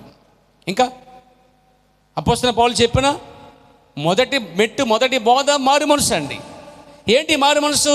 చచ్చిపోయిన అనుభవం రావాలండి. చచ్చిపోయినడికి ఎలా అయితే కోరికలు ఉండవో, ఆశలు ఉండవో, చచ్చిపోయినడికి ఏ విధంగా అయితే ఆ భూ సంబంధమైనటువంటి ఆ యొక్క శరీర సంబంధమైనటువంటి ఆ ఎపిచరి కార్యాలు ఉండవో, అవన్నీ విషయంలో ప్రవక్త అన్నాడు ఇక్కడ, దేవునికి స్తోత్రం కలుగాక. చనిపోయిన మనిషి తర్వాత దేవుడు మిమ్మల్ని లోకము సంగతులను వేరు చేశాడని, మిమ్మల్ని నూతన పరచు చేయటకు దేవుడు చేస్తున్న కార్యం అంటే, మొదట మన లోకం నుంచి వేరు చేయబడాలట. Glory to God. ఆ తర్వాత వెళ్ళి నేను క్రైస్తవుని నువ్వు ప్రజలు చెప్పుకోవాలట. దేవుడు మిమ్మల్ని లోకపు సంగతుల నుంచి వేరు చేశాడని మిమ్మల్ని మీరు రుజువుపరచుకోవాలట అండి. షద్రక్, మెషక్, అబేద్నెగోకి ఆ టాలెంట్ ఉంది. మేము వేరు చేయబడిన వారము, మేము అందులో ఉండము, మేము ఆ పాపముల పాలభక్షలు ఉండము అని నిలబడి దేవునికి స్తోత్రం కలుగాక. చూడండి, మీకు సాధ్యమైనంత వరకు చచ్చినట్లుండు. మీరు చనిపోయేంత వరకు చనిపోవటాన్ని ఉండండి. అంటే అర్థం ఏంటి అక్కడ? అంటే పాస్టర్ గారు చచ్చిపోయి కోరుతున్నారు ఇక్కడ? నో. ముందు 3 కార్యాలు గుర్తుపెట్టుకుని పోయారు. యేసుక్రీస్తు జీవితంలో 3 కార్యాలు ఉన్నాయి. 1, ఆయన సిలువేయబడ్డాడు. 2, పాతిపెట్టబడ్డాడు. 3, లేపబడ్డాడు. బైబిల్ చెప్తుంది ఆయన ఎలాగైతే సిలువేయబడ్డాడో మనము క్రీస్తుతో పాటు సిలువేయబడిన వారము అని బైబిల్ చెప్తుంది. ఉందా వాక్యంలో? చూడండి ఒకసారి పేరు రోమీయుల పత్రిక 6వ అధ్యాయంకి వచ్చినట్లయితే 2వ వచనం. అట్లన రాదు, పాపము విషయమై చనిపోయిన మనము ఎలా దానిలో జీవించుదుము. ఒకసారి ఒక సహోదరి బైబిల్ చెబుతుందంటండి, మోషే అట్లు చేశాను, అబ్రహాం అట్లు చేశాను, ఇసాకు అట్లు చేసాను, యాకోబు అట్లు చేసాను అని చేసిందండి. ఒకసారి భాస్కర్ వెళ్తే ఆమె అట్లు చేసిందంట. ఏవమ్మ అట్లు చేసామంటే, అయ్యగారు మీరు ప్రార్థనలు చెప్పారు, మోషే అట్లు చేశాను అన్నాడు, ఇసాకు అట్లు చేశాను అన్నాడు, ఇంకా యాకోబు వీళ్ళందరూ అట్లు చేశారు కాబట్టి నేను అట్లు చేశాను అందంట. అట్లంటయ్యా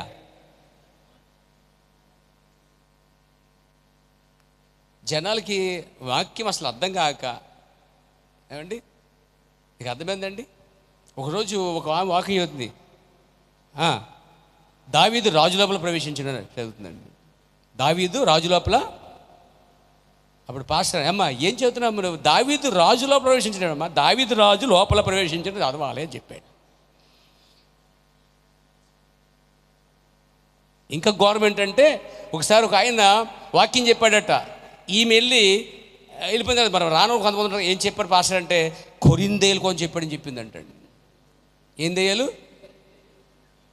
పాస్టర్ గారు ఏంటో మొదటి కొరిందేయం 2వ కొరిందేయం అన్నాడండి. అన్నాడు పాస్టర్ గారు దేని కోసం బోధించాడు అన్నాడు. వీళ్ళు ఏమండి కొరిందేమా కొరింథీ పత్రిక?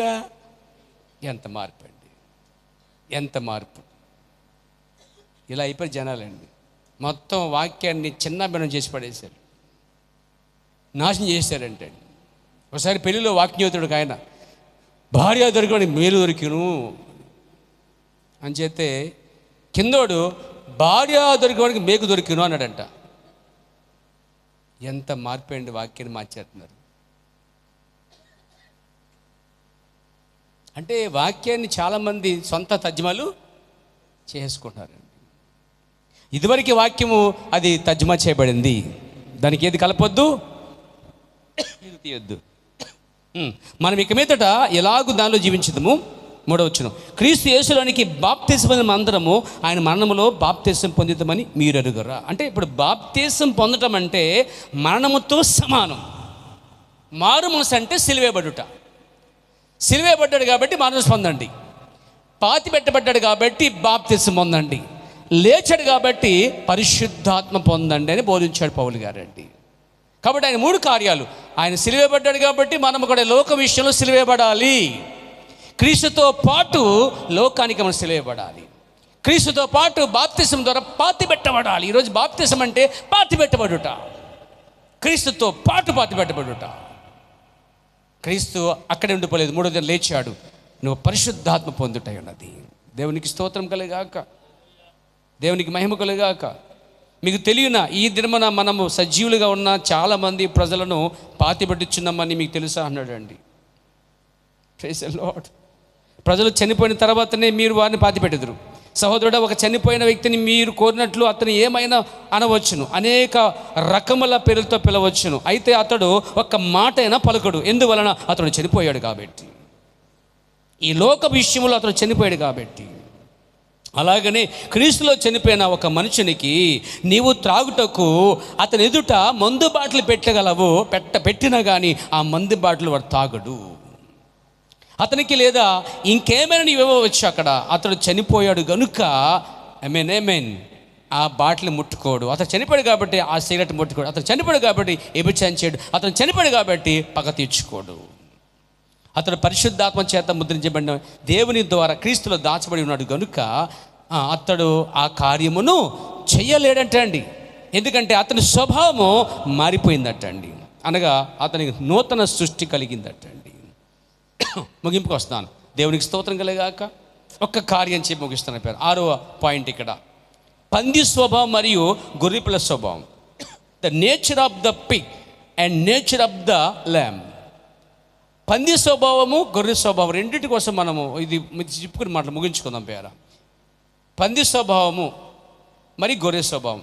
సింపుల్గా చెప్పాలంటే, ఇది ఒక కథ రూపంలో చెప్పాలంటే మీకు అర్థమైనట్టుగా, ఒక ఇంగ్లీష్ వాళ్ళు మన ఇండియాకి వచ్చినారట. వస్తుంటే వాళ్ళు ఒక భవనంలో ఉన్నారు.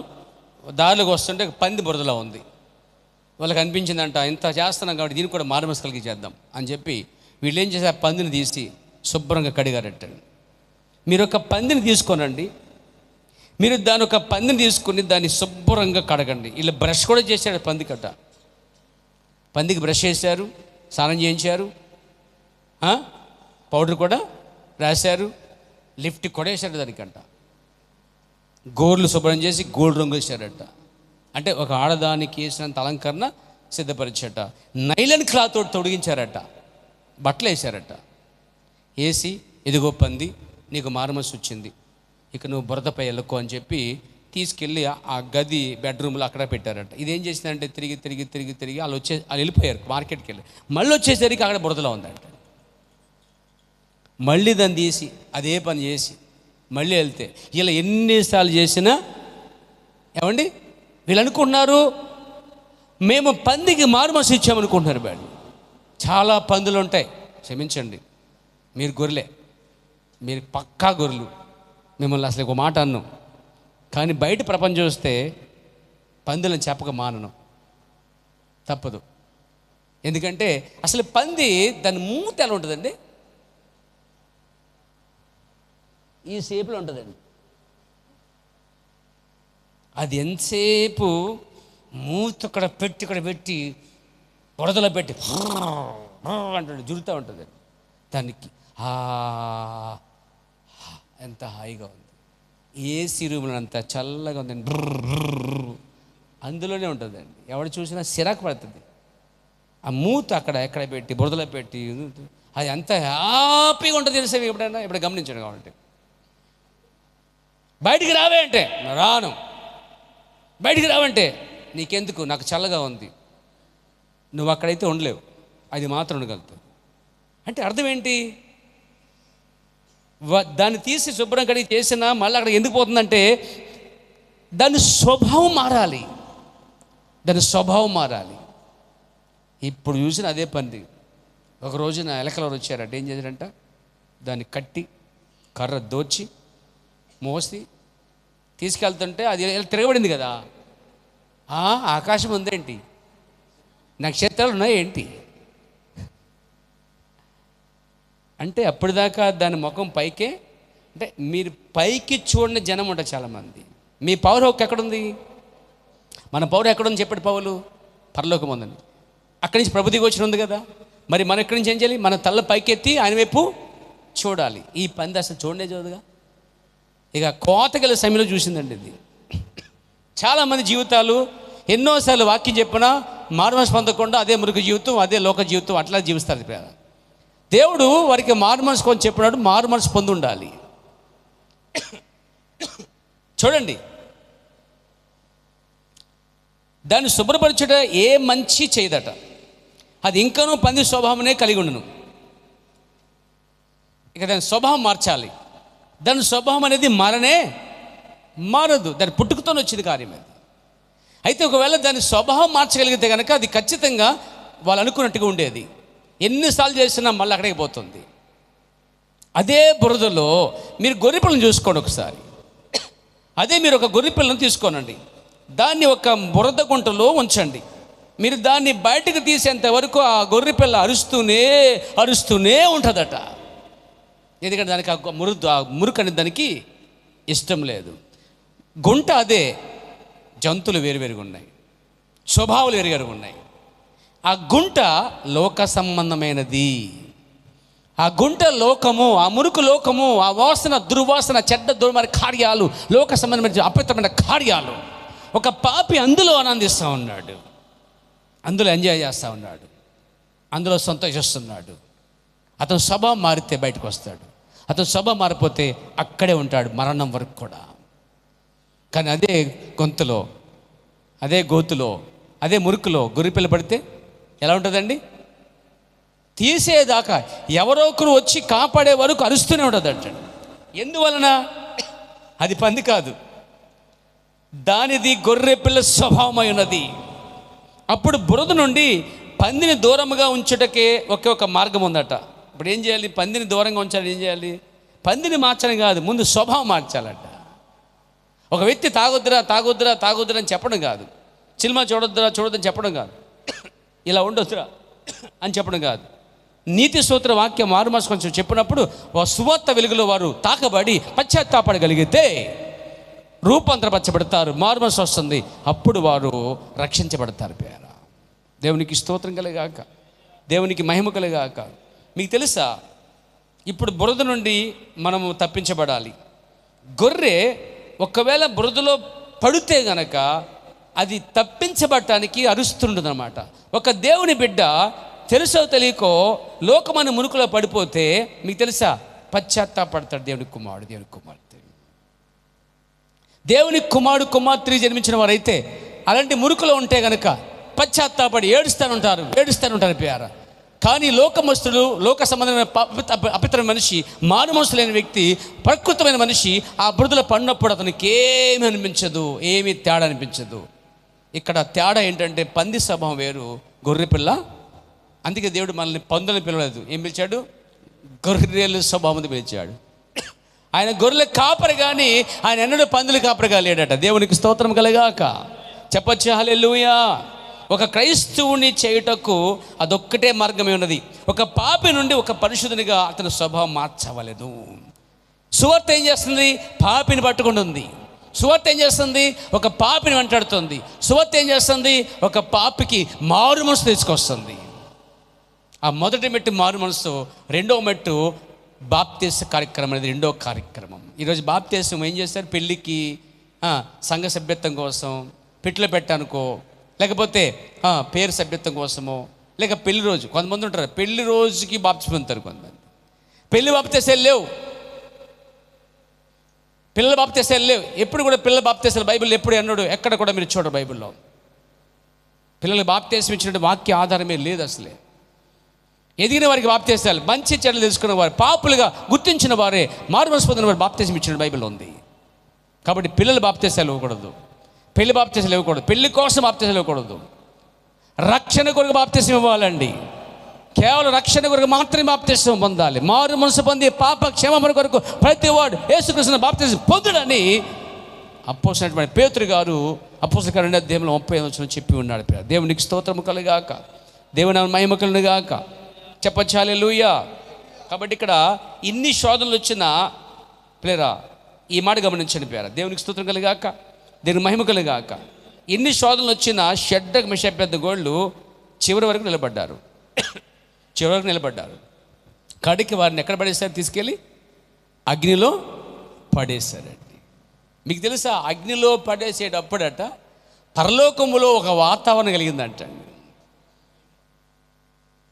పరలోకంలో గొప్ప వాతావరణం ఏంటంటే, దూతలంతా వచ్చాయా, నీ కుమారులు శత్రు మెషక్ నీ కోసం నిలబడ్డారు, వాళ్ళు అన్ని పరీక్షలు గుండా వచ్చారయ్యా, కానీ వారు అగ్నిగుండంలో వేయబడ్డారు, నన్ను పంపిస్తారని ఒక దూత అడిగిందంటండి.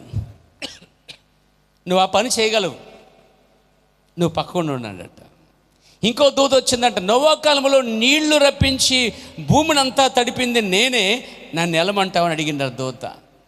నువ్వు కూడా కొంచెం, అవును నేను పంపిస్తే నువ్వు మొత్తం ఐగుప్తు ఈ బబులోను దేశం అంతా కూడా నీళ్లతో జలమయంగా మార్చగలవని నాకు తెలుసు, నువ్వు పక్కన ఉన్నాడు. ఇలా ఒక్కొక్క దూతలు వచ్చి అన్నారంట, అయ్యా నీ కుమారులు ఎక్కడున్నారు? అగ్నిలో ఉన్నారు, మేము వెళ్ళమంటారా అని దూతలు ఒక్కొక్కటి అడుగుతుంటే ఆ దూతలందరిని అన్నాడట, దయచేసి మీరు ఆగండి, నేను చెప్పితే, నేను ఆజ్ఞాపిస్తే మీరు వెళ్ళి ఖచ్చితంగా బబులోను యొక్క అగ్నిని చల్లార్చగలరు, దేవుని కుమారులు, నా కుమారులను విడిపించగలరు నాకు తెలుసు, కానీ వాళ్ళు నా కోసం నిలబడ్డారు. పరీక్షలన్నీ వచ్చాయి, ఆఖరి వరకు ఒక మాట చెప్పారు. వారు ఏమన్నా, మా దేవుడు అగ్నిలోంచి రక్షించడానికి సమర్థుడు అని నమ్మారు కాబట్టి నేను వారి పక్షాన నేనే వెళ్తున్నాను. ఎందుకంటే వారు నా పక్షాన సాక్షిగా ఉన్నారు కాబట్టి నేను వారి పక్షాన ఉంటాను చెప్పేసి దూతలు అన్నీ పక్కన పెట్టి సింహాసనం నుంచి లేచి ఆయన, గ్లోరీ టు గాడ్. అయ్యా నువ్వు శోధనలు ఉన్నప్పుడు, అమ్మ నువ్వు శోధనలు ఉన్నప్పుడు, సహోదరుడు నువ్వు శోధనలో కష్టాలు ఉన్నప్పుడు, దేవుని కోసం నిలబడినప్పుడు ఆయన నీ కోసం నిలబడతాడండి. ఆయన నువ్వు ఆయన కోసం నిలబడినప్పుడు కష్టాల గుండా, శోధనల గుండా, వ్యాధుల గుండా, సమస్యల గుండా, నిందల గుండా, మరణము గుండా నువ్వు నిలబడినప్పుడు దేవుడే నీ పక్ష నిలబడతాడు. ఆయన అన్నాడు, దేవుడు మన పక్షమునగా మనకు విరోధి ఎవడు అన్నాడు పౌలు గారు. కాబట్టి దేవుడు ఆ దూతల్ని పంపకుండా దూతలు అందరి పక్కన పెట్టి సింహాసనం లేచి బట్లు రాజు లేచి వస్తా అంజురపు ఒక ఆకు తీసుకున్నాడట అండి. Praise God. నేరుగా ప్రైజ్ ది లార్డ్. మీకు విషయం చెప్పనా, షడ్రక్ మెషక్ అబేద్నెగోని అగ్నిలో వేసేసి ఏం చేశారండి, రాయి పొర్లించేశారండి, మూత పెట్టేశారు. మరి ఈయన ఎలా వెళ్ళాడండి? ఈయన ఎలా వెళ్ళాడు? వెళ్ళటానికైనా మానవుడా? అయ్యా రాజా దయచేసి వచ్చేసాను, నీకంటే పెద్ద రాజుని తలుపు తీస్తావని అడిగాడు ఏమన్నా ఆయన? నెవర్. ఒకసారి శిష్యులందరూ గదిలో ఉండగా, మీకు తెలుసా తలుపు వేయబడినట్టే ఉంది. ఈ తలుపులోంచి యేసుప్రభు అలా దూరి ఆ పక్క వచ్చేసాడండి. ఈ పక్క వచ్చి తోమా అనేసి ఆయన గుండెలు దమ్ము ఉన్నాయి. అంతకుముందు తోమ ఏమో తెలుసా, నేను నమ్మను ఇలాంటి కథలు, నేను నమ్మను అన్నాడండి.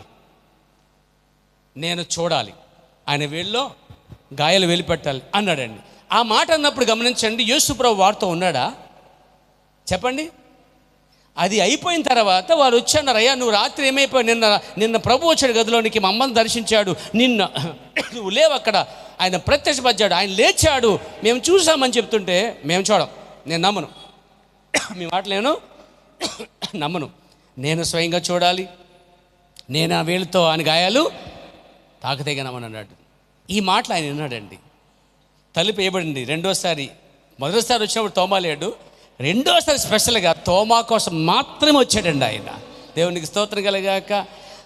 ఎంత వేల మంది ఉన్నా ప్రపంచంలో దేవుని దృష్టిలో నువ్వు ఉన్నట్లయితే, నువ్వు ఎక్కడికి వెళ్ళినా సరే, ఎన్ని శోధనలు ఉన్నా సరే, ఎన్ని సమస్యల్లో ఉన్నా, ఎన్ని పరిస్థితులతో ఉన్నా సరే, సమాధానం చెప్పడానికి నేరుగా ఆయన వస్తున్నాడండి. ఆయన అగ్గినీళ్ళు చల్లబోతు భయంకర మడుతున్నప్పటికీ, అప్పటికి చిన్న గంటలు అయిపోయినాయి, దేవుడు దిగిపోయంట.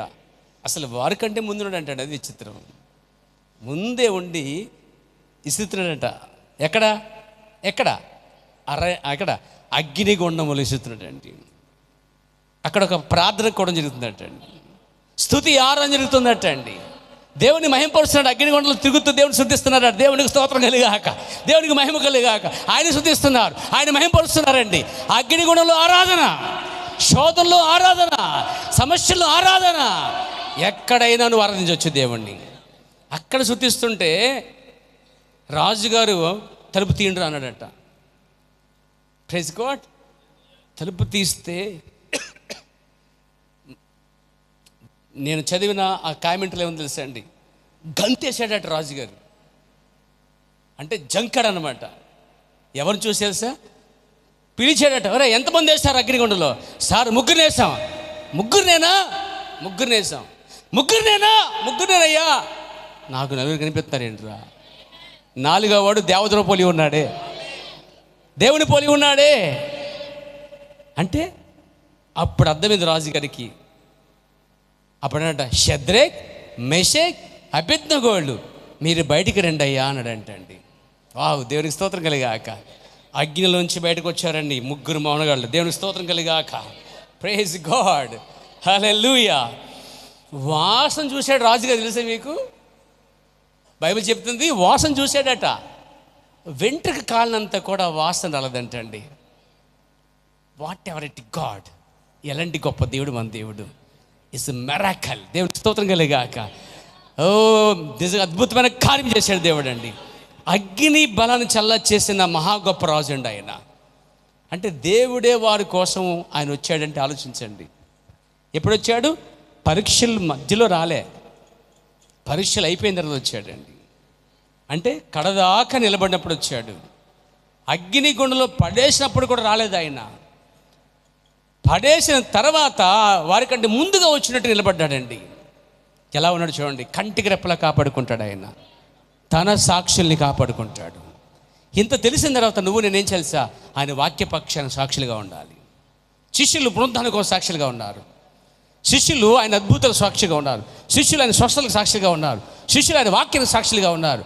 పాత మందులో ఏలియాలు, ప్రవక్తలు, పరిశుద్ధులు, ఆ ప్రవక్తలందరూ దేవుని వాక్యపక్షాన్ని నిలబడ్డారు. నోవహు వాక్యపక్షం నిలబడి సాక్ష్యం ఇచ్చాడు. యోబు వాక్యపక్షం నిలబడి సాక్ష్యం ఇచ్చాడు. అంటే దేవుని పక్షం నిలబడి సాక్ష్యం ఇచ్చాడు. అబ్రహాము దేవుని పక్షం నిలబడి సాక్ష్యం ఇచ్చాడు. వీళ్ళందరూ దేవుని పక్షం నిలబడి సాక్ష్యం ఇచ్చారు. ఈరోజు సాక్ష్యం అంటే ఆ కార్యాలు ఈ కార్యాలు కాదు, కానీ అవి మంచివే చెప్పాను కదా. కానీ అంతకంటే ముఖ్యంగా దేవుని కొరకు, దేవుని రాజ్యం కొరకు, దేవుని వాక్యము కొరకు, దేవుని కొరకే, ఆయన ఇచ్చిన వాగ్దానం కొరకు సాక్షులుగా ఉండి దేవుడు మేము నడిపించును గాక. అందులో లేచి నిలబడదాం. అందరు లేచి నిలబడదాం. పేరు ఒక్కసారి లేచి నిలబడి కళ్ళు మూసుకుని చేతులు రెండు పైకెత్తి ప్రభుని స్తుతించుకుని వెళ్దాం. ఇక్కడి నుంచి మనం దేవునికి సాక్షులు కావాలి. దేవుడు సాక్షులు కోరుకుంటున్నాడు. God's needs witness.